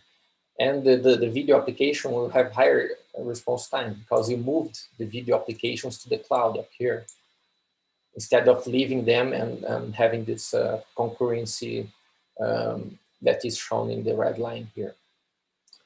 But if you just leave both applications in the cloudlet number 2, like moving the application that arrives late, moving the application which arrived later here to the cloud, then you increase the delay for the game application, which is not ideal because it needs lower delays. So if you just use a first come first served policy, you are not fulfilling the requirements of the game application, which means you are not giving the application lower delays or low network latencies. So in this scenario, what we want to answer is how to manage data and process mobility. How can you actually understand how the data and processing should be moved from one cloudlet to another. For example, here we have a user which is moving from this place to this place, and then you want to move his data from one place to another. So the connection here is always faster, let's say, with lower delays, because you're accessing data and accessing the processing in the closest cloudlet possible. In this scenario, you can use like virtual machines. So virtual machines can be migrated. So we call like virtual machine migration when you move the whole virtual machine from one place to the other. It can be containers, or you can have caching or have replicas where the users will actually have data everywhere, but only synchronization will happen when data is changed. So we can have many ways of managing this mobility of data and processes for the users when the users are mobile. But of course, you have always to consider the cost versus performance you're going to have, because you have the cost of building this infrastructure here. You have the bottlenecks you're going to create when you migrate data. So if there's thousands of users moving here and there, and then you start having bottlenecks on your network. You also have cost of monitoring. So you have larger infrastructure here. And if you want to really monitor what's happening at every time in a very dynamic way, you have costs for monitoring this as well. So the problem here is that you have a really large and dynamic optimization problem. And to cope with this, you have to develop new or different scheduling and resource allocation techniques that take into account cost versus performance. So here it's another example of this kind of mobile users. And the idea is that you have users moving in a road or a street, and then the virtual machines are moving with the users. So at some point, this user may go to a place where no cloudlet's available, so the virtual machine is uploaded to the cloud, or the cloudlet's overloaded, so this virtual machine should go to the cloud and traverse the internet channel. So there's a lot of resource allocation opportunities here. And if you have like thousands of people and mobile devices, this becomes even harder, because you have a very large optimization problem, which is very dynamic. And you have to balance acceptable decision-making time versus optimizing the objective function, which is NP hard. So you have to find proper algorithms and proper optimization techniques in a way that you should be able to take fast decision and good decision as well. So imagine you have like users moving in a map, and at some point you have lots of users moving, and those users go to the same place at the same time. So you overloaded the cloudlet here.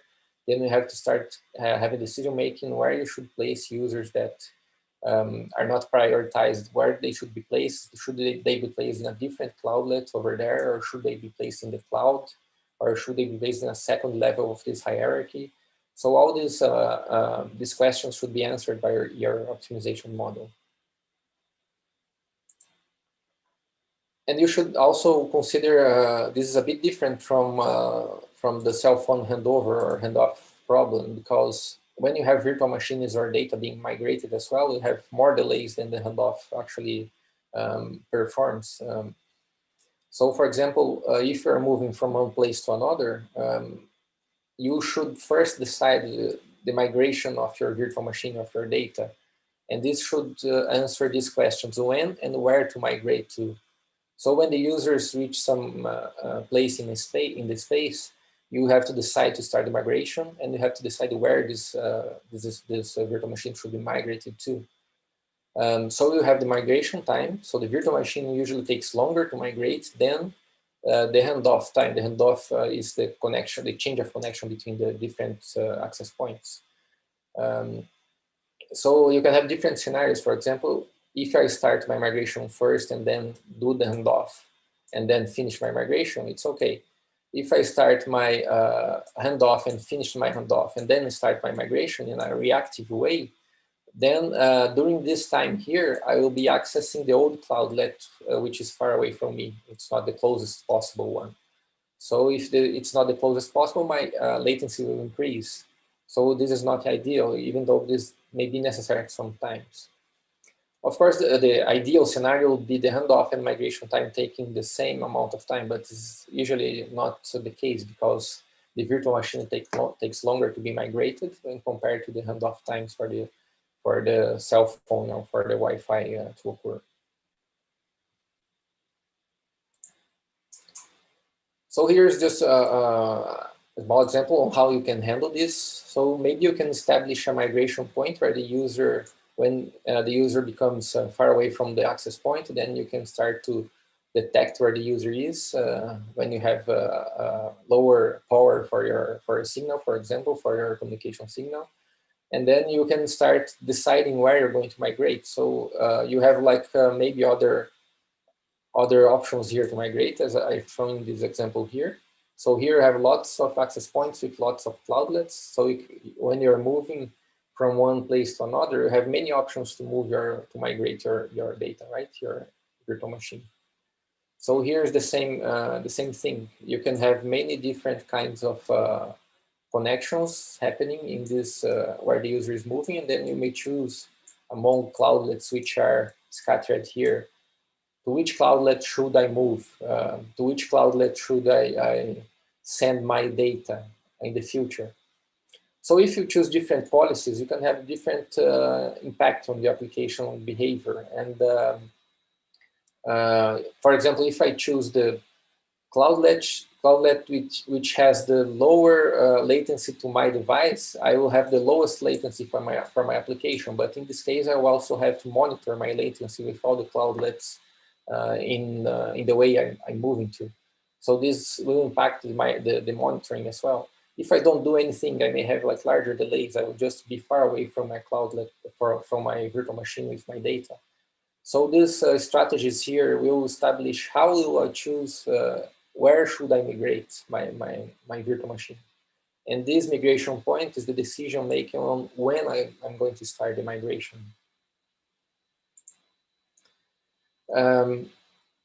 But this migration point, it can be dynamic as well, because if you have a dynamic migration point, you can consider different kinds of properties. For example, if you have a dynamic migration point for high-speed user, you may want to start the migration earlier because it will cross the boundaries of this access point coverage earlier. So you want to start the migration earlier.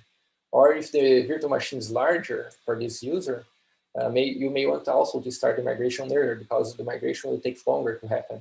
If the user has a slow speed or a smaller virtual machine, then maybe you can start the migration later because the user will take more time to reach the boundaries of this communication radio. If the virtual machine is smaller, the transfer of the virtual machine from one cloudlet to another will take less time as well. So this migration point is actually dynamic. It's better to be dynamic if you have this dynamic kind of speed and size of VMs and so on. So what happens is that when you have different velocities for different users, you can have like smaller number of migrations for users who are faster, because you don't want to migrate the virtual machine of the fastest user to the next cloudlet, but maybe 2 or 3 cloudlets ahead. This way you're avoiding doing migrations all the time when the user is too fast. But when the user is slower, then you can move the virtual machine to the next cloudlet, because the user will spend some time in the next cloudlet, and then you will not spend time just migrating, right? because you have to have in mind that when you migrate, at some point in the migration, you have to do the handoff as well. And then the migration will finish, and then you have like downtimes for your virtual machine, because if you move your virtual machine from one cloud to another, when the virtual machine is actually moved, you have downtimes, so you don't have access to your data and applications. So if you reduce the number of migration, it will improve the downtime of your applications, besides improving the latency as well. So you have to consider both objectives, let's say, the number of migrations and the latency as well.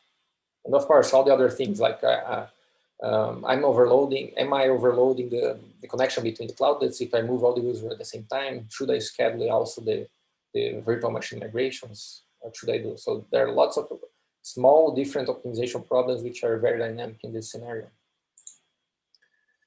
So another way of tackling with this dynamic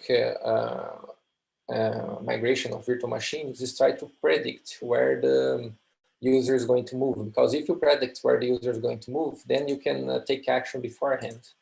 So for example, in this map here, we have a user that's going from one point to the other, but this is, let's say this is a well-known route for this user for one single day. So you can predict the user will be here at 8 a.m., will be here at 10 a.m., and he will be here at 6 p.m. So you can try to anticipate the movement of a virtual machine in a way that you minimize the number of migrations, and you also optimize the latency for this user. So by using migration, the proactive migration with prediction, then you can reduce latency, the overall latency for the user for different virtual machine sizes, and also considering different types of connections. But the question here is how to cope with prediction errors, because at some point in the future, this user may decide not to go to point G, but go elsewhere in the map. So I have to also have policies that consider that migration errors may occur, and then the latency will increase, and then I will have to make another migration. So if the error is very large, I mean the rate of error is very large, I will spend more time migrating because I have to correct my error every time. And also how I consider data size and user speed in a multi-layered hierarchy is another question, because if the user is moving here at the edge, but if the user is very fast at the edge of the network, I can leave his virtual machine upwards in the hierarchy, so I will migrate it fewer times. If the user is here, if the virtual machine is here at the edge, I will move it a lot of time until I reach the user destination. But if I leave it here, I can keep it here as the user across the map.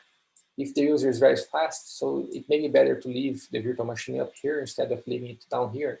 If the user is slow, I can leave the machine here because I can move before the users reach the next access point.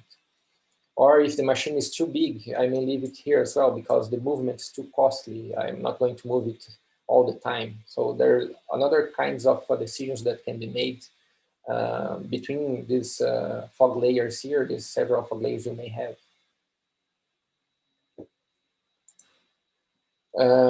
Another way of tackling with this problem is, as mentioned, you can like have also performance of the network may be a bottleneck. So you can try to have performance guarantees by using network slicing, for example, where network slicing is actually a way of creating virtual networks that can make resource reservation for different kinds of applications or for different streams of data. So for example, if you have like high priority services and lower priority services in your network, you can try to improve the migration for this kind of services by reserving resources for migration for the most important services. So you can keep the delay lower for those services while these services will be lower priority during the migration. So what we see here is that if we have two groups of users, let's say this is a group of users with high priority and this is a group of users with lower priority. The best way to tackle this is to reserve more resources to the higher priority group, even if it has a lower number of users.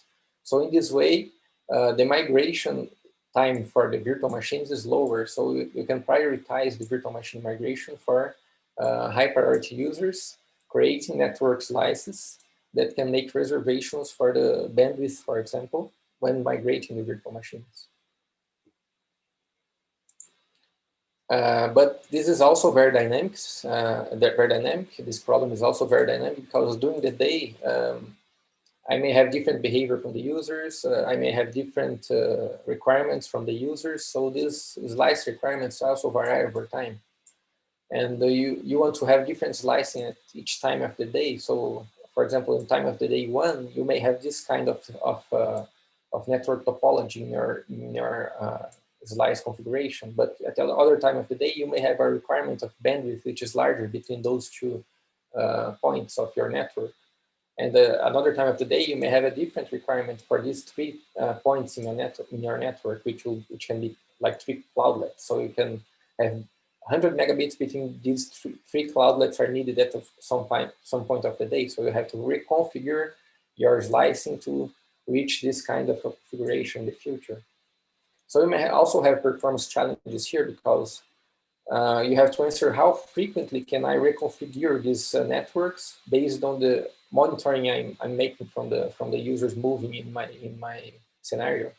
So this is also challenging because the reconfiguration time may be a limitation factor for the number of reconfigurations you are to do, because if you reconfiguration your network, it also takes time to build these slices as well.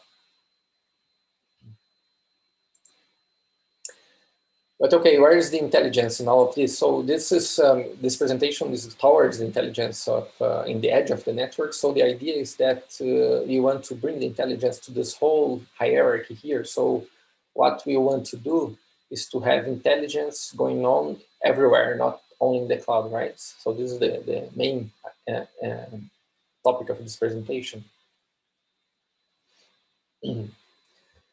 So the idea is that you can have 2 things. You can have intelligence management and you can have intelligent resource management. Intelligence management means that the machine learning applications or the intelligence, they should also be allocated in this continuum here. So if you have a machine learning task running, where should I run this machine learning from the edge to the cloud? I have to decide this based on where my data is, where my data is generated, and where my results are needed.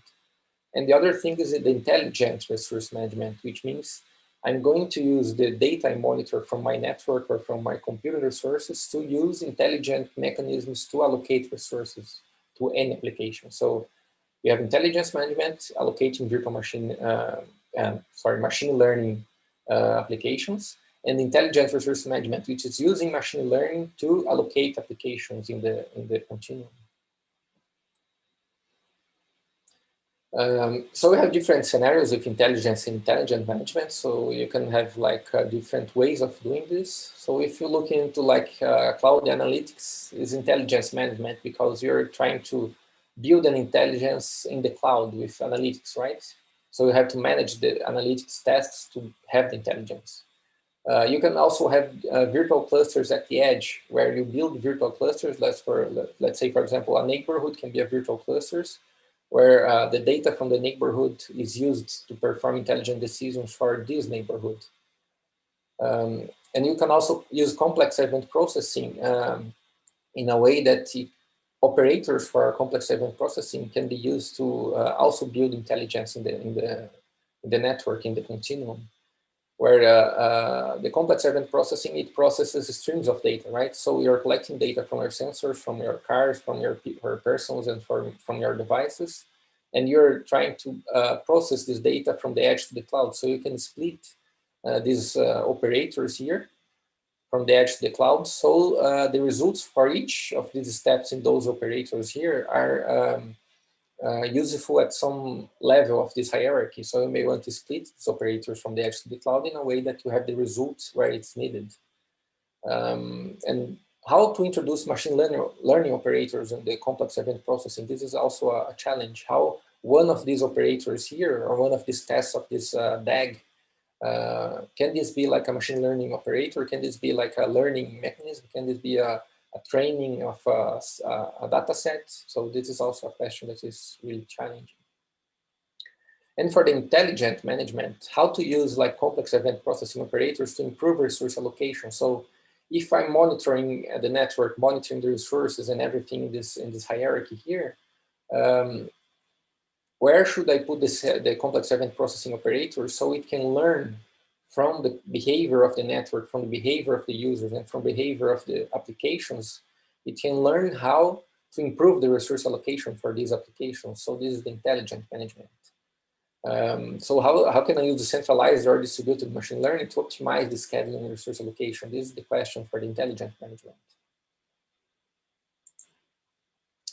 So you can have distributed learning, as I mentioned in the previous slide. Distributed learning is the idea that you don't have to concentrate all your data in the cloud, for example, to learn from this data. You can have different points in your network where you have learning, distributed learning being performed. So, for example, you can have a set of users here. This set of users share data among them, and this set of users will use machine learning for building knowledge about their behavior. Or this set of the other set of users here is also doing that. So then you can merge these learning models at the topmost layers, and you can try to aggregate these models in the topmost layers, so you can have knowledge about the whole system, but you don't actually share the data of those users. You are actually sharing models, only learning models, and the learning models are actually being aggregated at the top layers here. So you can have a knowledge that is actually privacy preserving, because you're not sharing the raw data with the other components of your continuum. You're just sharing the knowledge, obtained by your machine learning model. So how to aggregate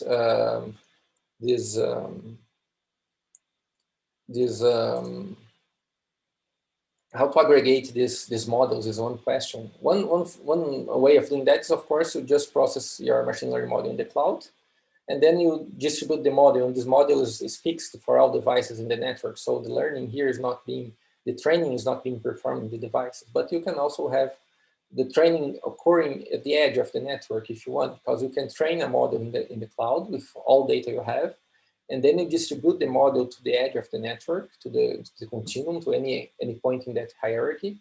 And with this model, you can update the model with the data you collect. So the updated model can then be shared with the other cloudlets or with the other members in this continuum, and then they can be aggregated to build a better model.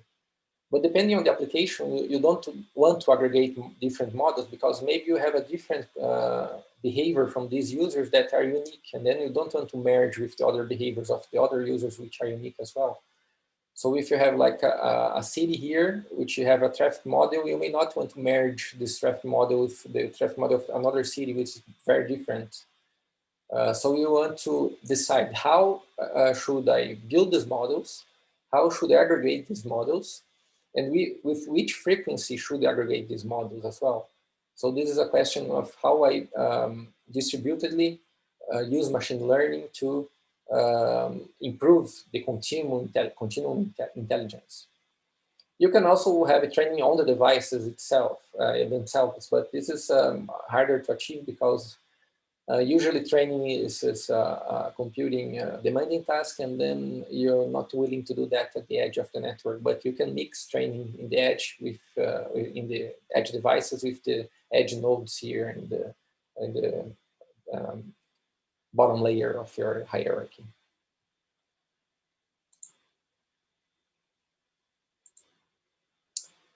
So just a few challenges in an overview. The intelligence management in the continuum will be a challenge, because you want to have resource allocation of machine learning tasks. We have more and more machine learning applications. So these machine learning tasks should be distributed in the continuum as well. And on the other hand, you also want to use the machine learning intelligence for resource allocation by monitoring, by collecting monitor data, and then using this data to improve the machine learning, to improve the resource allocation you have done before.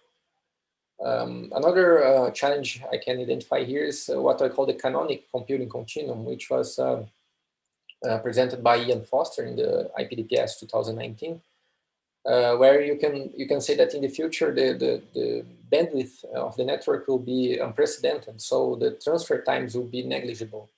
So if the transfer times are negligible, what will impact applications is just latency of the network. So the latency of the network will be at some point in the future more important than the bandwidth, then you have different kinds of resource allocation problems in this scenario, because you are concerned with latencies and not with data transfer anymore.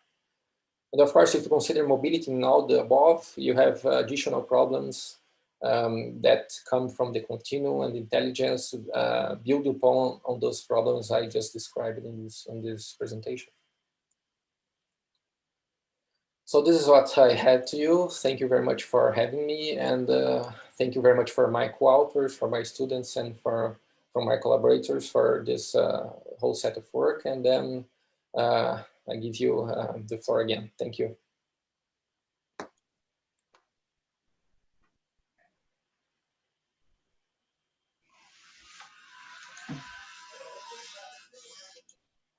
So, any questions from the audience?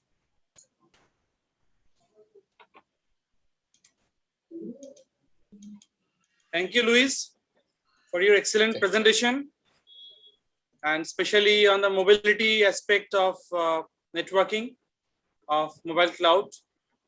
I have just one query, that you have done some experiment with the mobility of different speeds, 22 kilometer, 44 kilometer, 60 kilometer. Yeah. So is it how you perform this experiment, this experiment model? Okay, so we've built a simulator. Yeah, this one.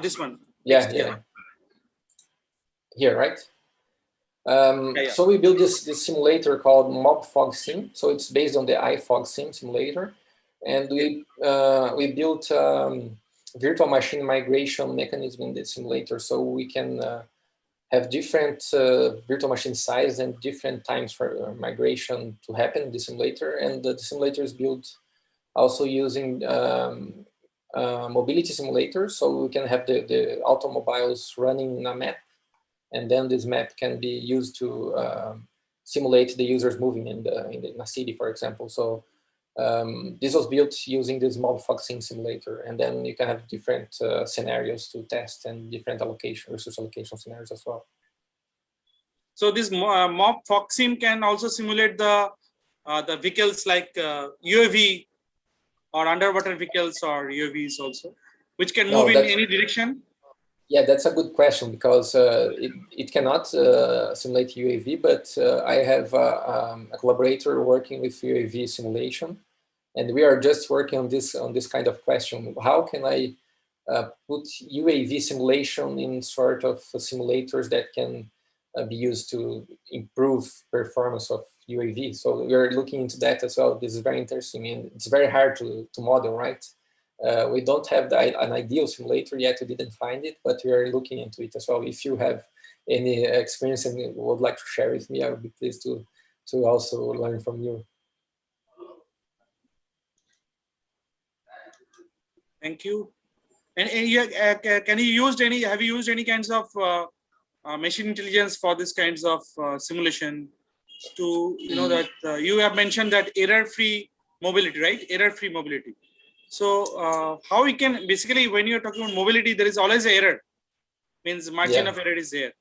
So I really want to understand how to make it error-free mobility systems, mobility management. Yeah. So can you just highlight on it? Yeah.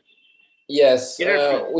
Yes, we built this. This work was using Markov decision chains as a first try to mobility prediction. But we are also trying to implement federated learning in vehicles. So you can have learning models at the vehicle. So you have a vehicular network, and you have the learning models being run in the vehicles. And these vehicles can share the model with each other. And this way you may try to also understand how mobility will occur, because you have different traffic patterns, you have the user behavior is different. So you want to share this model between vehicles, so you try to improve the predictions as well. But for this work specifically, we used decision Markov decision chains, and we try to predict the user, but we are developing ways of coping with errors. For example, replicating the virtual machine to two most probably places where the user is going, or maybe I will try to predict the time the user is spending at some place, so I can know when the user is starting to move again, so I can try to predict the start of the movement again. So there are many different things we're looking into, but we don't have like a right answer to that yet. Thank you. Yes, Thank you, Luis. Thank you. Yes, actually, I have a query. Yeah. Yeah, actually, since there are so many technologies you just actually discussed in the session. So as you are going through, I like your session very much, but a question came into my mind that how you can protect the securities, because nowadays it's a very big concern, because in most of the cases, the privacy is not in a right hand, it's going to the right hand. So sometimes it get hacked or something like that. It happens a lot. So how can you make it actually in a protected way? So that was my question actually. Can you repeat, please? Actually, my question was, can you actually give some privacy concern things which are actually going on, or something about whatever technologies you have actually discussed throughout still now? So is there any security or privacy issue related to it? Okay. So we have this initial idea of having a multi-party computation, which means that you're sharing data only with a set of users, and then this set of users has access to the data of each other, so they rely on each other, and then you process the data at the edge of the network, and then you only share the model. So the model you learn from these users is shared with the other users, but the data is not shared. So when you don't share the data, but you only share the model, then you're tackling with the privacy at some extent. And this also maybe is tackling with some security concerns. If you concentrate the raw data in the devices at the edge, maybe if the data is not scattered over the network, maybe you have just a single point of concern for your data, the data is not distributed in a sense that you have to have security at many places to secure this data. So this is the first try, just a first idea of having multi-party computation, which is a cryptographic mechanism that you can use to try to avoid sharing the data with other users or with other levels of this hierarchy. Okay, so I think there are no other questions, and if you have any questions, you can definitely directly write it to Professor Bittencourt, and I hope he will be happy to answer your questions. Of course, yes, please send questions. Thank you, Luis, for your excellent presentation. And thank you very much really for happy, and yeah, we are really enriched with your presentation. Thank you very much. Thank you for joining. Thank you. So formally, we extend vote of thanks to Professor Bittencourt for the illuminating session on the intelligent computing continuum.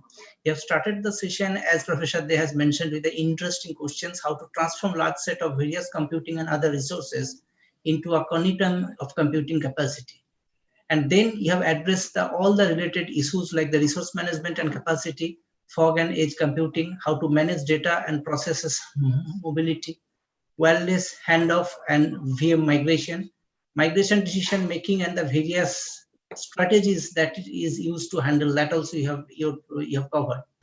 You have also discussed how can you ensure the migration performance guarantees, dynamic network slicing, intelligent management, and intelligent like resource management. You have different, and you have mentioned how those two can be addressed. It's a great pleasure and a great privilege for all of us to listen to you. Thank you. Thank you very much. So, Professor De, can we proceed with our next session, the last session?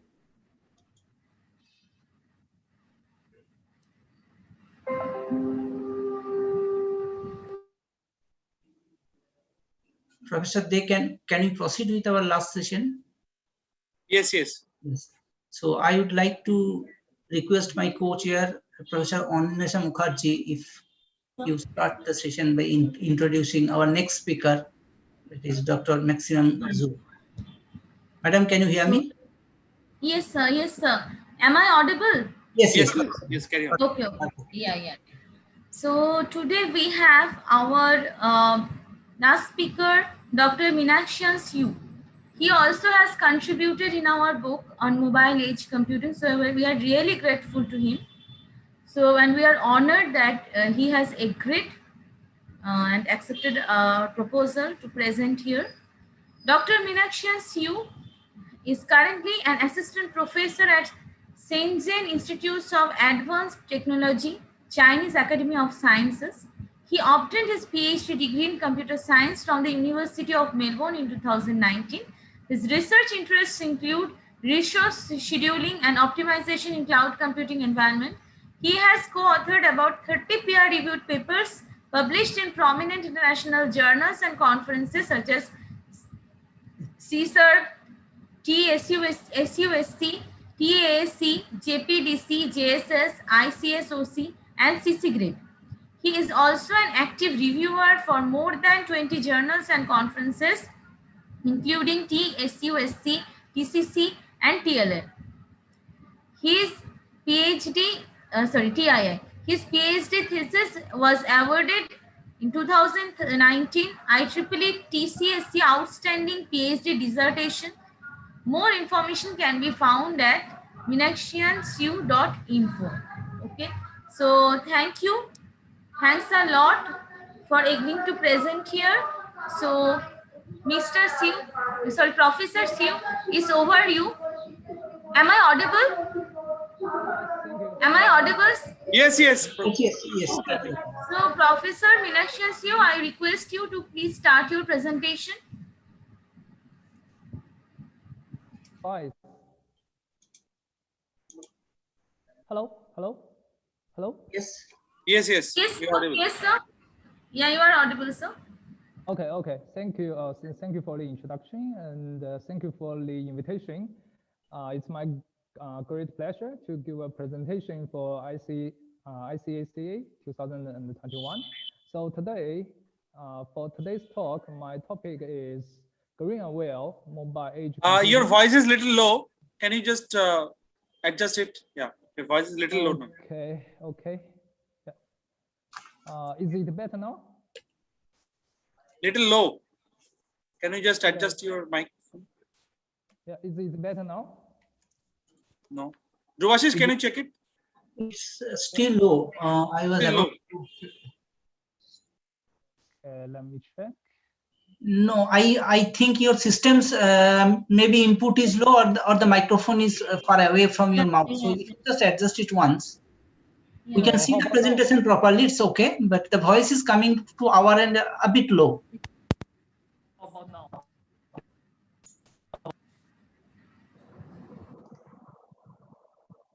Hello, hello. Now perfectly okay. Perfect. Yeah, is it better now? Yes, yes, yes. Yes, better. Perfect. Okay, okay, okay. Yeah, yeah. Okay, so I will start here. So for today's presentation, my topic is green aware mobile edge computing for IoT, the challenges, solutions, and the future directions.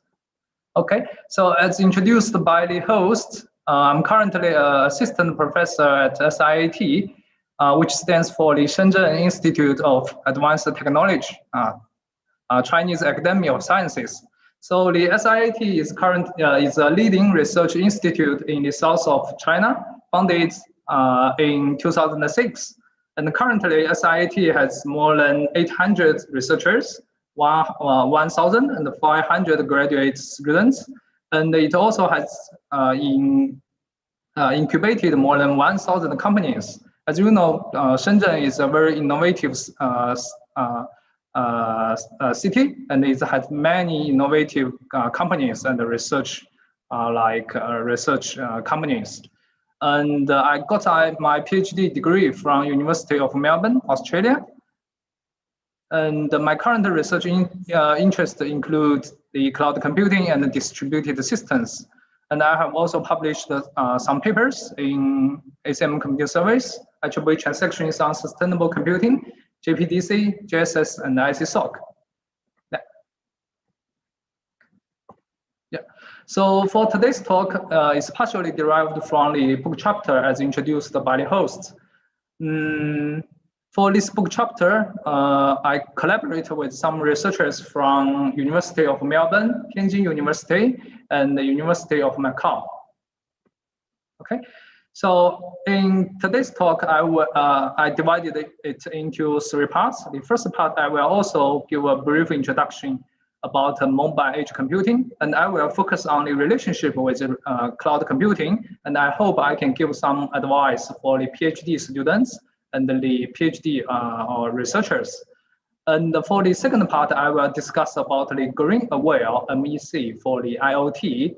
I will discuss about the why we need the sustainable IoT management for the MEC, and I will also introduce some research work I have conducted with my collaborators. And finally, and at the end of this talk, I will give some future research directions related to MEC.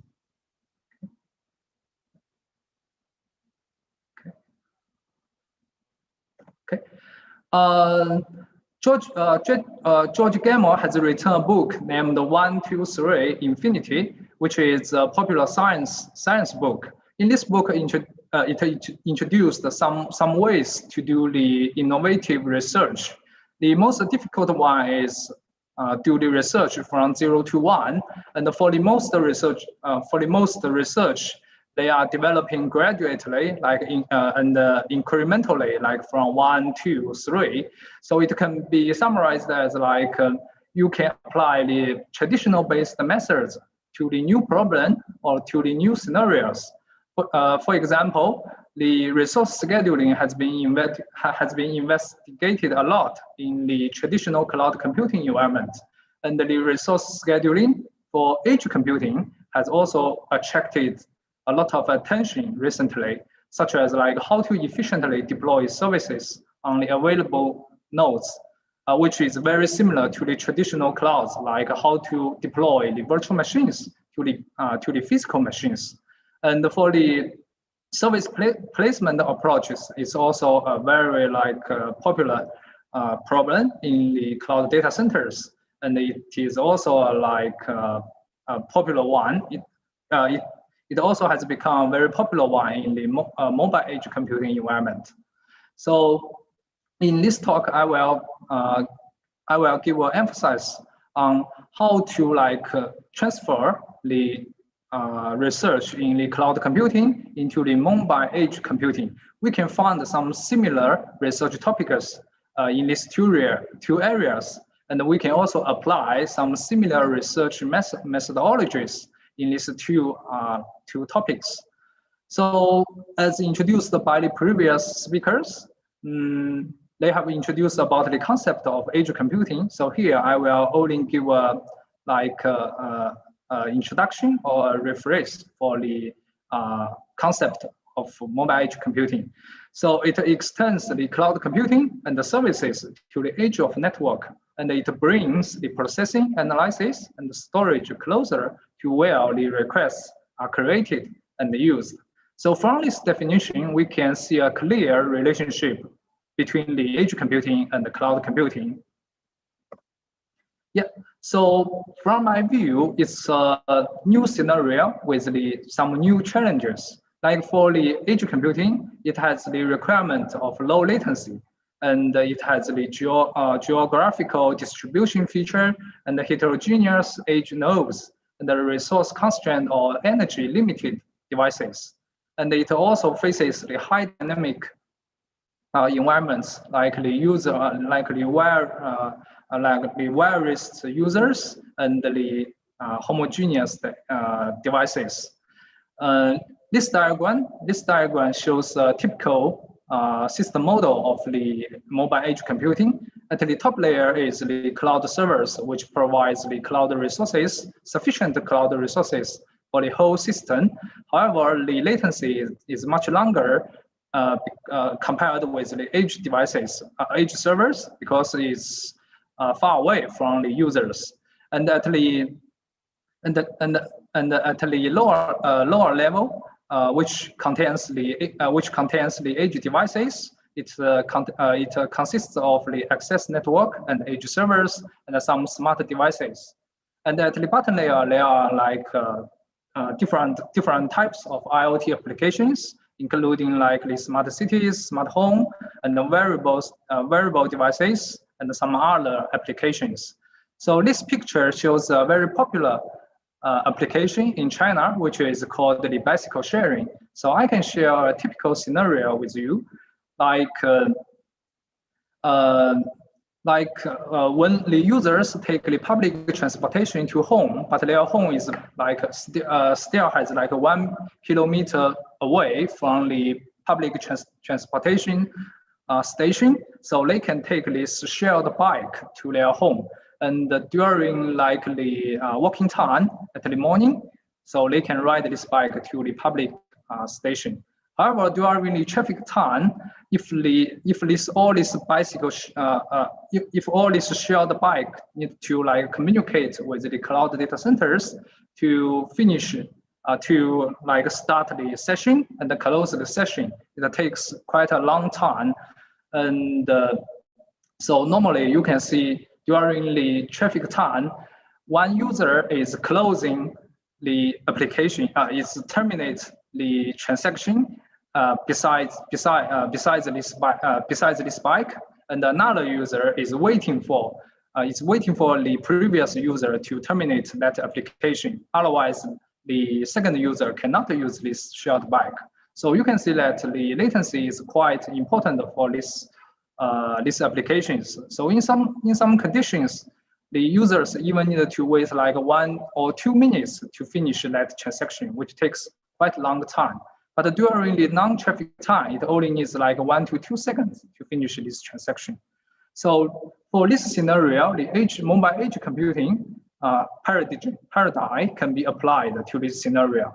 Like the edge servers can be deployed very close to this shared bike, so they can communicate with the edge servers in a short time with low latency.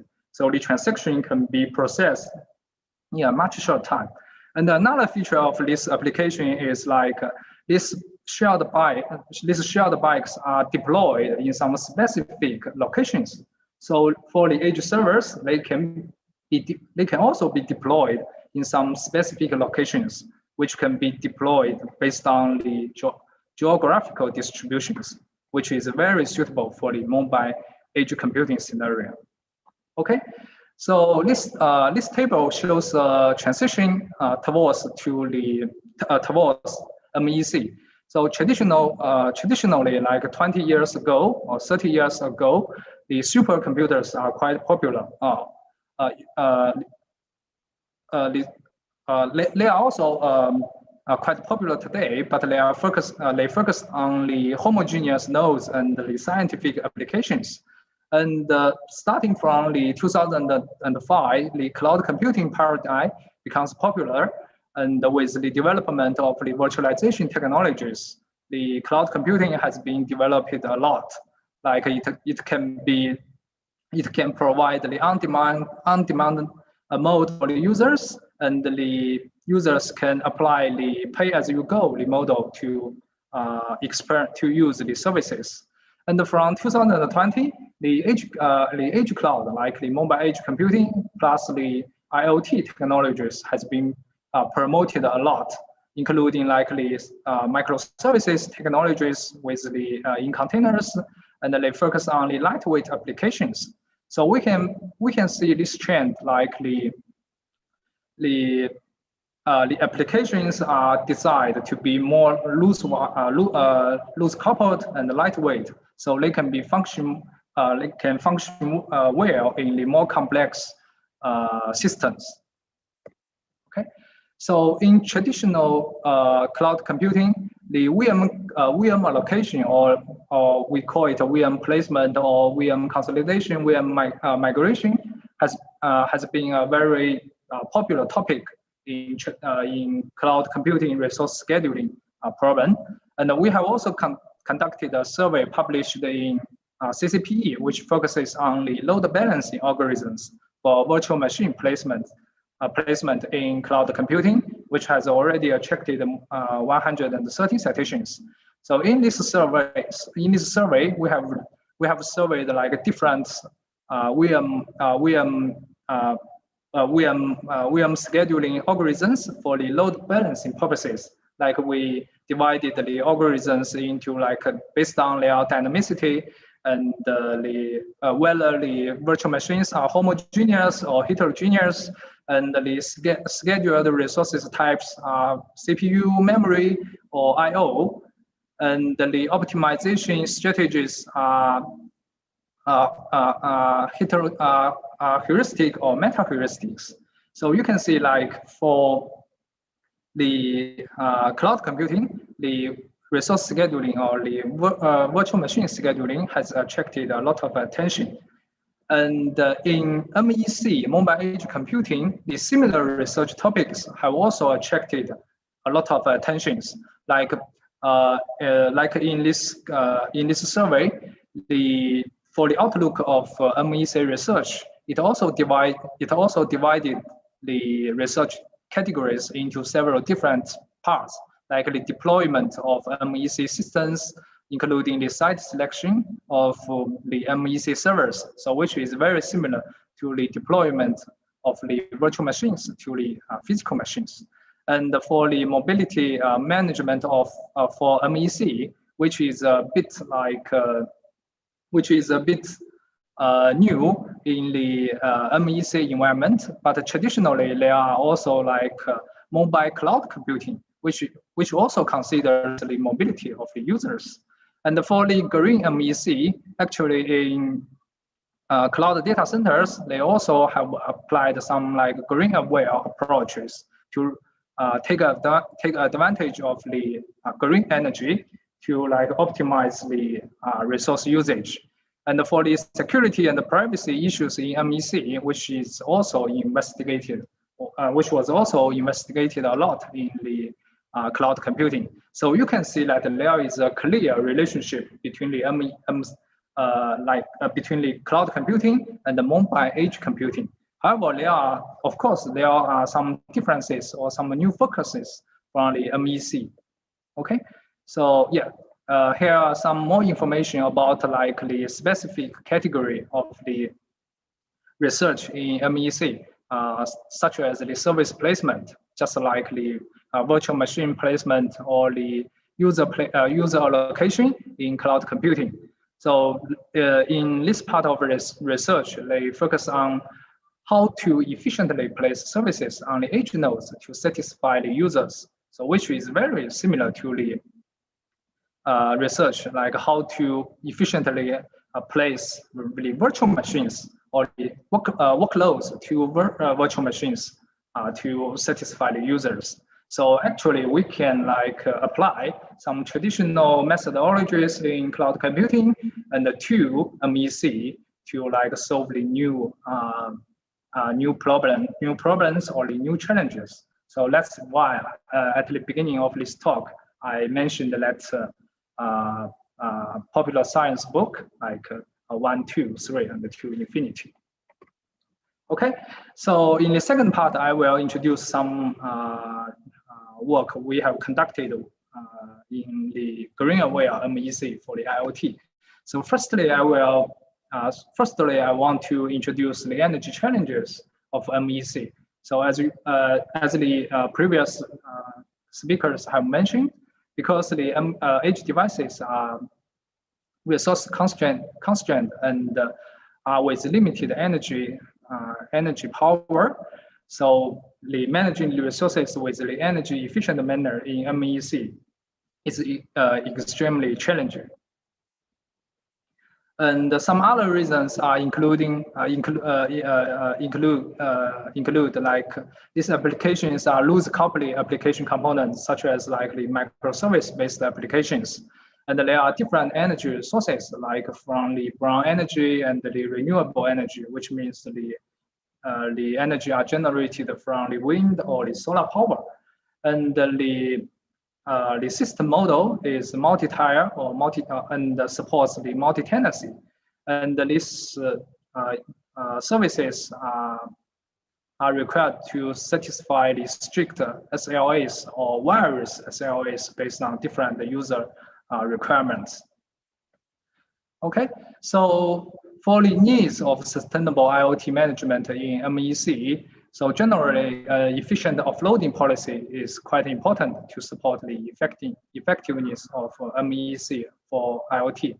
So the previous speaker have also introduced, already introduced some offloading policies, like offloading the tasks from between the edge servers and the cloud computing, cloud data centers. However, I would also like to address some challenges that should be addressed when designing the offloading policies or the resource scheduling algorithms for the MEC, like the heterogeneity of the edge servers and IoT devices should be considered. Otherwise, the resource will be wasted, and the tasks will not be allocated in a very good manner. And for the offloading trigger should also be well designed, like it will decide where and when to allocate to do the offloading process. And the coordination costs should are also needed to be considered, like the local cost and the remote costs. And whether the task should be partial offloading or full offloading should also be considered.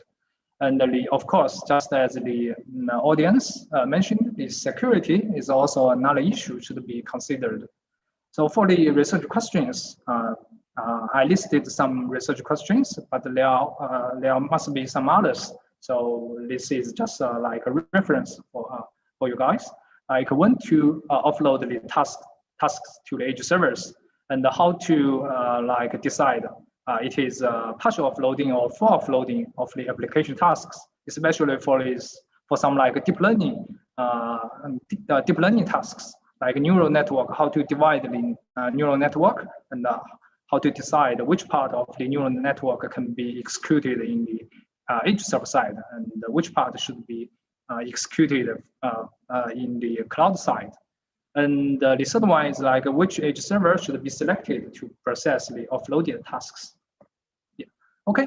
So firstly, I will for our research work, I will introduce green-aware data centers. So I will discuss some research work that we have done for the cloud data centers about by taking advantage of the green energy. Then I will move to the green-aware MEC for the IoT. So you can also find some relationship between this between the research in the traditional cloud data centers and to the MEC environment. Yeah, that is also my research like path for these two topics. Yeah. So for the I will give a brief introduction about the green data centers. So in cloud data centers, the servers can consume up to like 40% of the energy, and the cooling equipment can also consume about 14 energy consumption, and the others are from like the network consumption, the storage, and some others consumption.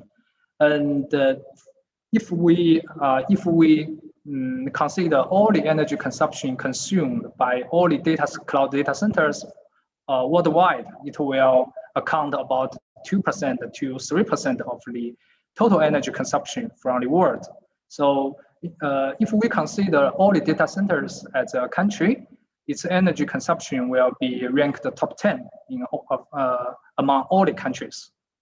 So with this huge energy consumption, it will also consume a lot of carbon emissions and operation costs. So the energy efficiency in traditional cloud data centers is also a very hot topic. And green data centers is also like a promising way by taking advantage of the renewable energy, like from the generated from the wind or the solar power. So here are some research work we have published in like ICACA and IEEE sections on sustainable computing and the JPDC. So in this work, we consider about using the renewable energy to optimize the energy consumption in cloud data centers. Okay, so we definitely we can see the advantages of the renewable energy. However, the renewable energy also have some limitations, like they are stochastic and intermittent. They are not as reliable as the grid power. And we also take advantage of the microservice technologies. Oh, sorry.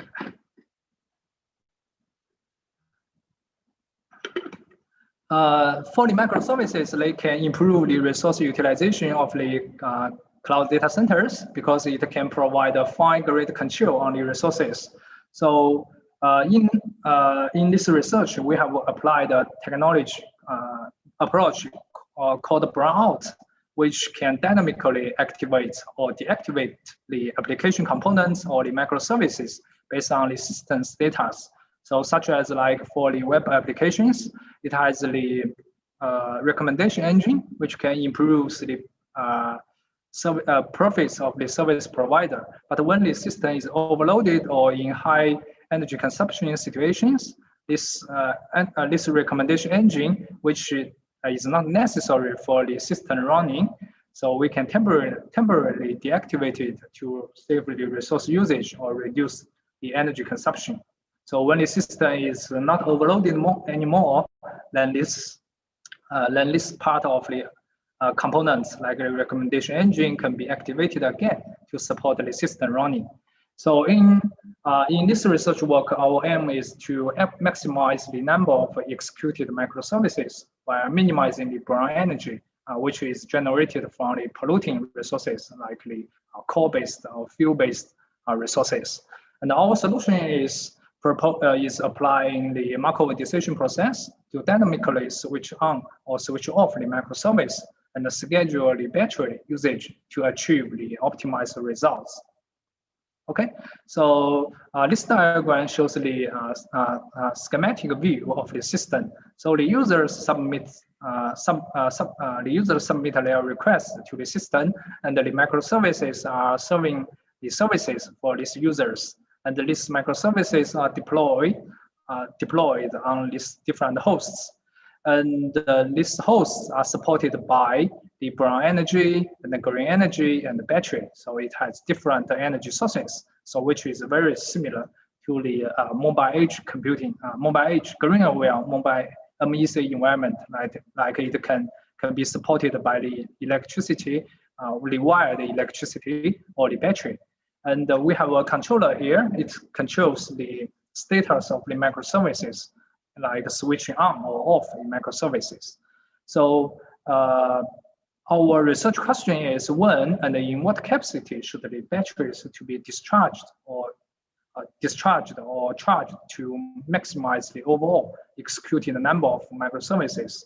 So the number of microservices can be regarded as the number of users. So if more number of microservices are served, then more users can be served. Yeah. So in this work, we model the different system states, including the workload level, and the available renewable energy and the battery level. So we can so the actions include like how many microservices should be executed at each time interval, and the level of battery that should be consumed at each time interval. Like for example, in this scenario, like for the at the time interval 0, there are 6 microservices, and the available green energy is 3, and the available battery level is 2. So we need to, if all these 6 microservices should be supported, then 1 extra brown energy should be used. So in this situation, we can like deactivate 1 microservices. So this is the solution 1. And the solution 2 is like we can deactivate 2 microservices, and we only need to use 1 out of 2 battery level to support the system. And the level 3 is like we can also like we don't use the battery, so we can also use like 3 renewable energy and 1 brown energy. So these are different solutions. So our strategy is finding the best policy that can maximize the likely executed number of microservices and maximize the usage of the green energy. Okay, so due to the time limitation, so I will skip the details here. So if you have interest, you can check the papers. So here, we also define the reward function and the transition probability and our optimal policy. So we have applied different workloads, realistic workloads from the Wikipedia workloads and the Nectar workloads. We have also like obtained the realistic solar power data from Australia government barrier of meteorology, and we select the location from Monash University of Australia to reduce the solution space and avoid the curse of dimension. We divide the different levels. We divide the solar power into a set of levels, like 10 levels, to simplify the to reduce the solution space.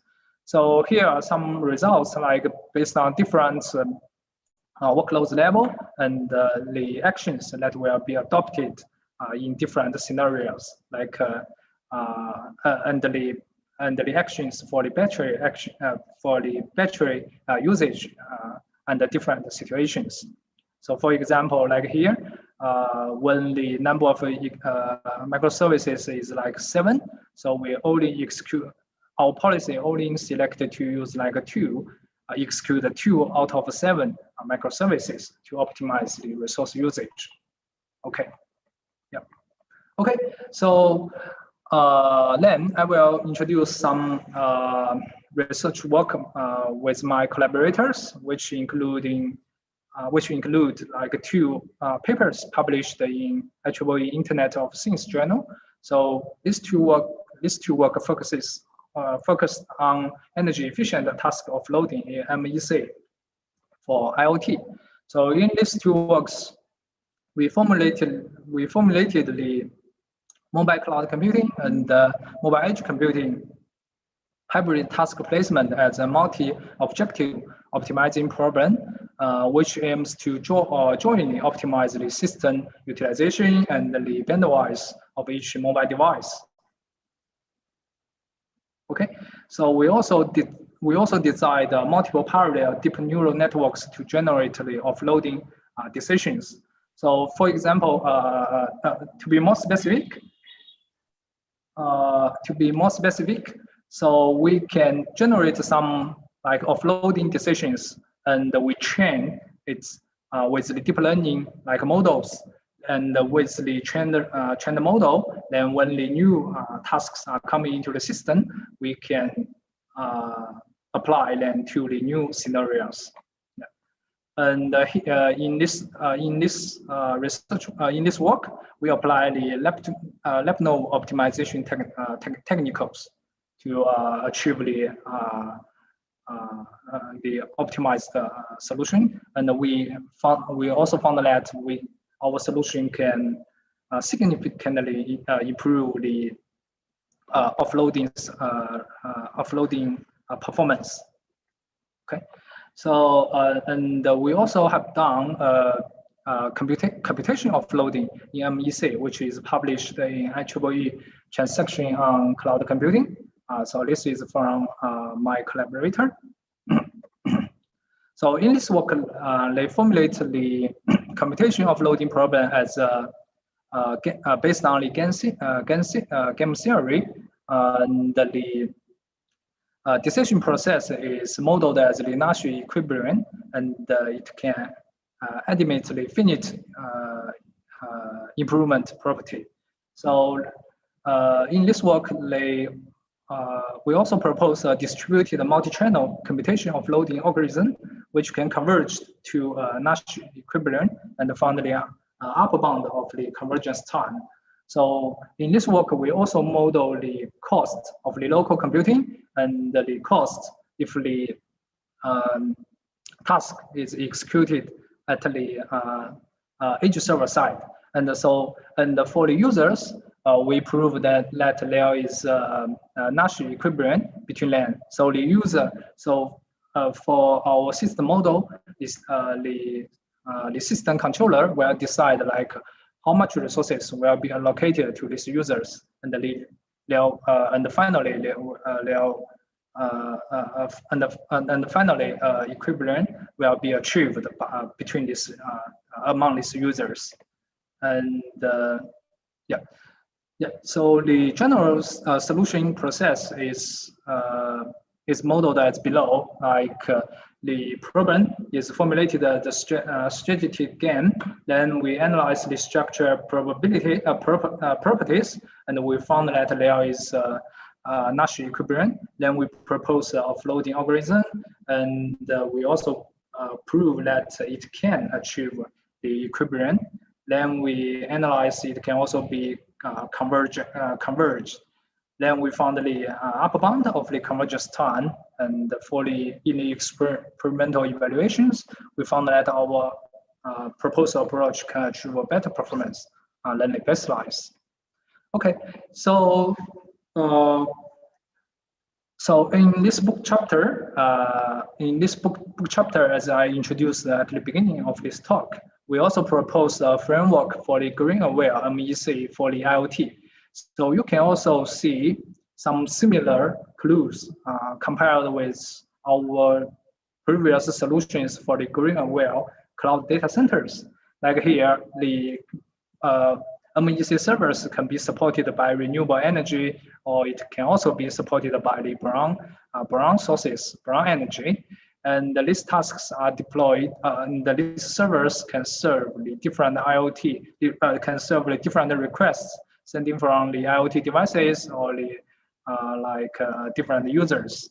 And for the framework, there should be like the energy manager, the offloading scheduler, like which decides like which how the tasks should be offloaded to between the edge servers and the cloud data centers. And there are also QoS managers and the synchronizers, and the system monitors. Of course, it collects the system's data for the whole system. And for the green energy manager, it's like some predictors, some prediction algorithms to predict the availability of the green energy can be implemented here. And for the resource scheduler, it is also very similar to the cloud computing environment. Like it allocates the CPU or memory or I/O resources to the services or the tasks. Okay, so more details can be found in this book chapter. Okay, so finally, I will share some ideas about how to make the work with high impacts. So this work, this high impact works are from my PhD lab, which is directed by Professor Raj Kumar Bhuya. So generally, when we want to like conduct experiments, of course, like the toolkits should be efficient toolkit should be used. Like if the toolkit is very easy to use, or it can be it's very flexible or scalable, then it can be adopted by many like research institutes or researchers. So CloudSync is a very successful one. So you can see here it has attracted more than 4,000 citations. And in 2017, a new version of CloudSync, which is called iFoxSync. It is developed based on CloudSync. But it focuses on the simulation of resource management technicals in IoT, edge, and fog computing environments. However, it also has some limitations because it was developed in like 2017. So such as like the microservices, the current very popular technology microservices are not considered in this toolkit. Although my PhD lab also developed another toolkit called the container cloud SIEM. However, like the complexity of the service chain of the microservices is not modeled in that toolkit. So maybe you can conduct some further research based on these simulation toolkits. And the second one is basic algorithm. So if the basic algorithm is like very efficient or very powerful, so many further researchers will use that algorithm as the basic algorithms. As the basic algorithm, they can develop some more complicated algorithm based on this algorithm. So one typical example is this work conducted by Anton, which is also from the cloud lab. So this algorithm, the idea of this algorithm is quite simple. I think maybe some of you have read this paper before. So from the energy perspective, this algorithm migrates the VM to another physical machine. So that candidate physical machine will has the least increase the power consumption when it's migrated to it. So you can see that the idea of this algorithm is quite simple, but this algorithm can be implemented very easily, and it can also achieve a very good performance. So many researchers have used these algorithms in their research work, and there are also some improved work based on this algorithm. Like at the initial placement stage, they apply this algorithm, and then they can apply some meta heuristic algorithms to like optimize the placement of the virtual machines, like PSO or like and colony optimization algorithm and something else. The more complicated algorithms have been used. And the second one is the prototype or the real system. So for the simulation toolkit, someone may question that what is the accuracy sufficient for this simulation toolkit? So developing the prototype system or conducting experiments based on a realistic platform is also another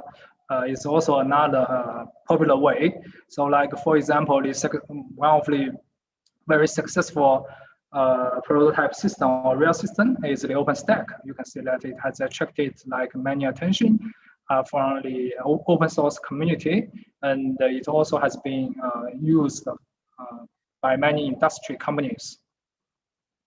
Okay, so yeah, so at the end of this talk, I would like to share some future research directions for the MEC. So the previous speakers have also shared some future research directions, which are very impressive.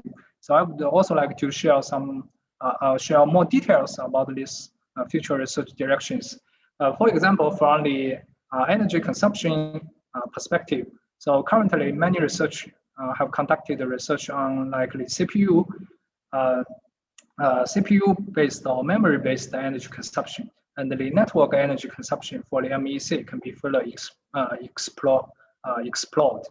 And currently, and the second one is like currently for the MEC, most of the research are based on simulations. So if you can conduct some research based on the real test bed or prototype system, it will be very like impressive for the reviewers or the readers. And there is a lack of like popular benchmarks for the MEC researchers. Like for the cloud computing, like in Cloud SIEM, you can use like Planet Lab like data sets for your research or for your or as your baselines to compare the performance of your algorithm. But currently, in the MEC environment, there is no very popular benchmarks. And we can also consider the collaboration with the MCC to optimize the system performance. And for the green energy usage maximization, the ML or the machine learning or deep learning approaches can be applied to predict the availability of the green energy, because the green energy is stochastic. So a more accurate prediction algorithm can improve the algorithm performance a lot. And the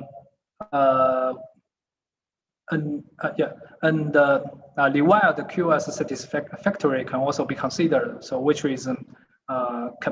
can establish the more complicated system model. Like you can consider like users from different locations, and these users have different QoS requirements. Like you can consider the co-located applications, such as like the interactive applications or the batch applications. They can have like different deadline requirements. And we can also consider how to manage the mobility of the IoT devices, like the connected cars or the shared bike, as I mentioned, as I introduced in the motivational example. And another one is like a multi-tenancy management. Like they have different period of the lifetime of the users. And the last one is like the security management, which has been discussed by the previous speaker. And to summarize, so we can consider the more comprehensive model, like consider the multiple resources, heterogeneous nodes, dynamic scheduling, and the complicated user behavior. And for the theory contribution, like we can provide the algorithm complexity analysis to enhance the contribution in this area. And we can also integrate some new approaches like reinforcement learning, deep learning for the workloads prediction, or some like a burnout approach to optimize the resource usage. And we can also investigate some new scenarios like bicycle sharing and like automatic driving. Okay, so I will stop here. So thank you for listening. So here are my email address and my website. So if you have more questions, please feel free to send me an email. Thank you. So any questions from the audience? Yeah, thank you, Myung Zhu. Thank you for a nice presentation, and you have specially highlighted the energy efficiency models and all these things. And can you just highlight the brownout is always there, right? Brownout means the resource constraint area, isn't it? Resource constraint. Yes, like yes. In COVID time also we are in resource constraint, right? Yes, all the yes. resources are not available to us. Yes, So, yes. So for example, like in a small scale data centers, if the only like physical machine is overloaded, yes. Like for example, like many requests are like rushing into the system, but this is unpredictable. So in this situation, the whole system is in an overloaded situation. Like the traditional energy efficient solutions, like the DBFS or VM consolidation, cannot function well. So in this situation, the brownout can be applied firstly to relieve the overloaded situation. Then the existing energy efficient solutions can be applied. Yeah. Brownout may be one of the very important solution for IoT devices, especially heterogeneous IoT devices. Yes. So do you want to highlight something on the DU computing requirements on this area? Especially in the DU is one area where if there is any resource constraint, then generally we store the data in cache memory. Yes. Yeah. So I think for the MEC, like because it's more energy constraint compared with the traditional cloud computing environment. So actually, like if the energy, if the energy is not sufficient, so some applications can be temporarily deactivated. So it will it will be at the idle state or like low power state for this applications, so it can save the energy consumption. So it can like ensure the necessary applications to be running at the normal states. Yeah. So do you think these IoT devices should be solar powered or wind powered, or this kind of energy, renewable energy should be there? Similar to the cloud servers, these IoT devices should be powered by this kind of non-conventional or unconventional source of energies?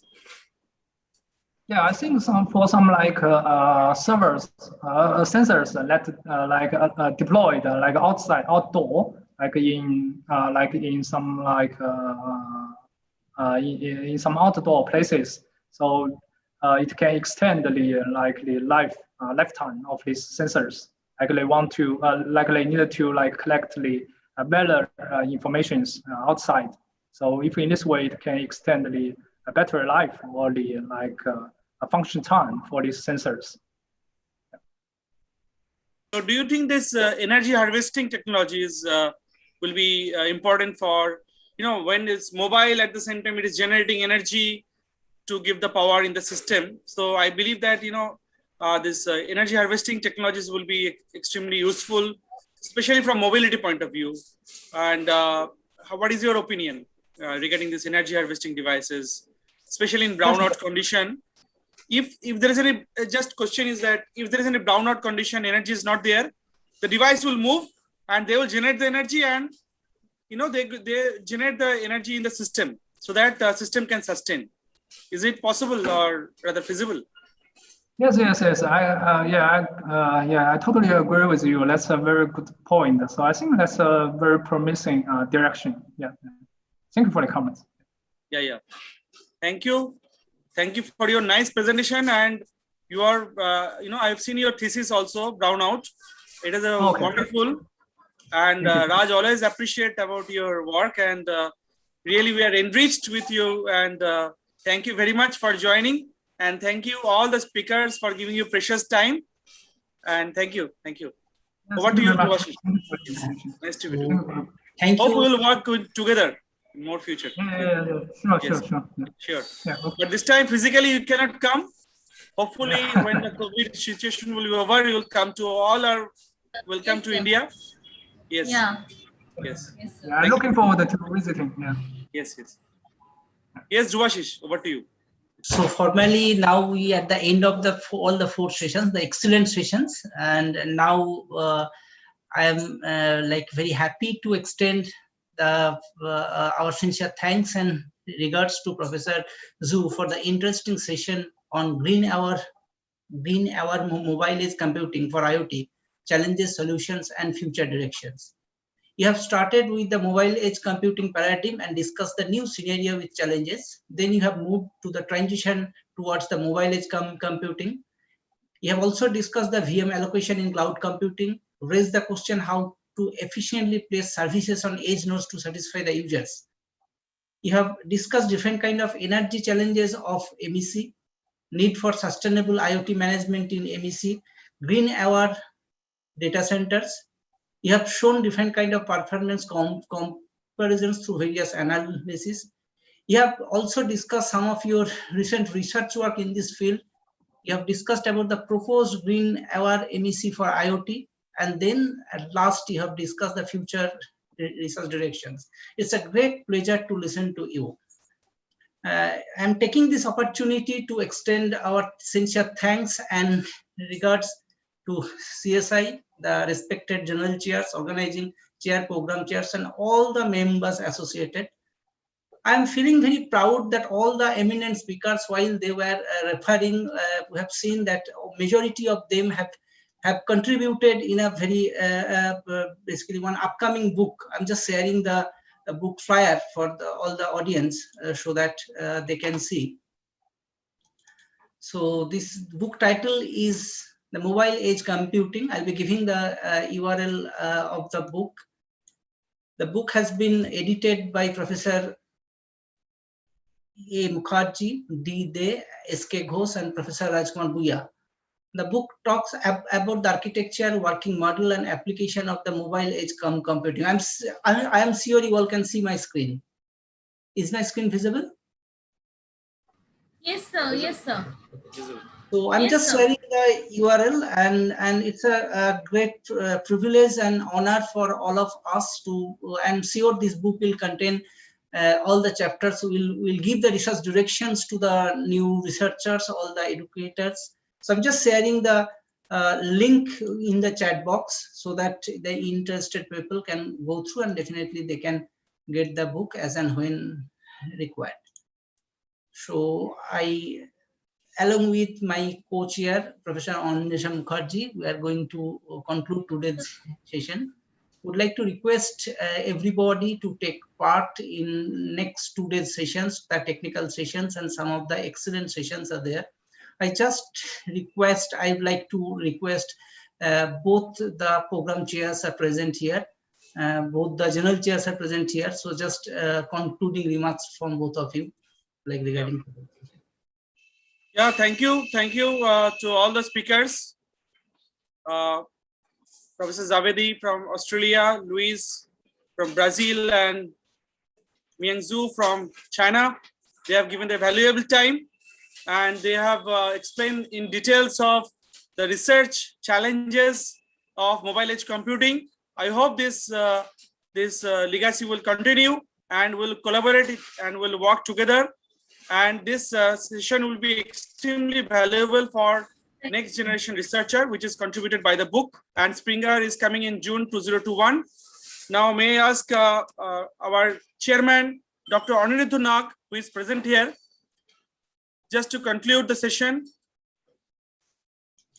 Dr. Aniruddha Nag, can you hear me?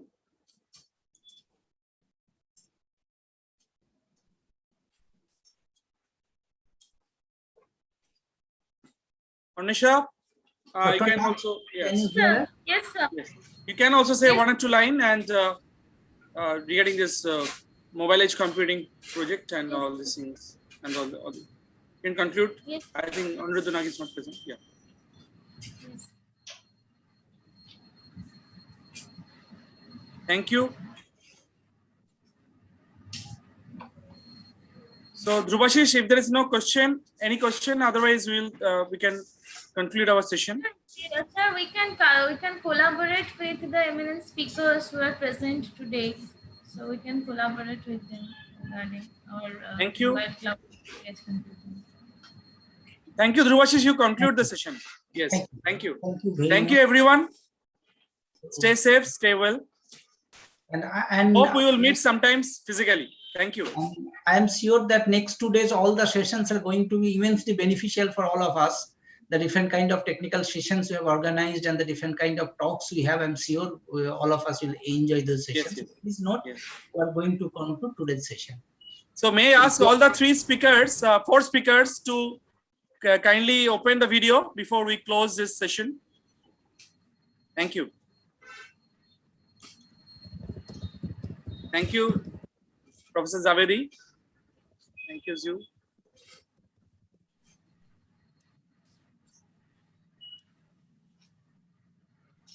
Thank you very much, Professor Zavedi. Thank you for giving so long time. For 3 hours you are with us, and we are really thank you very much for your invitation. Yes. Thank you, Miang Zhu. Yes. Thank you, Luis. Thank you very much. Yes. Thank you. Luis has a very nice background of his campus, Unicamp. Yes. We hope we'll all meet sometimes there. Yes. Thank you. We can collaborate also. Hopefully, we can collaborate also. Yes. All of you. Thank you. Thank you very much. So we are closing. I'm asking the team to close this session. Thank you very much. Bye. Bye. Thank you. So just to note, tomorrow's inaugural session will begin at 8:45 a.m. sharp. Yes. Thank you, Tufan. Thank you. Thank you, sir. We cannot close this session. Thank you very much. Yes.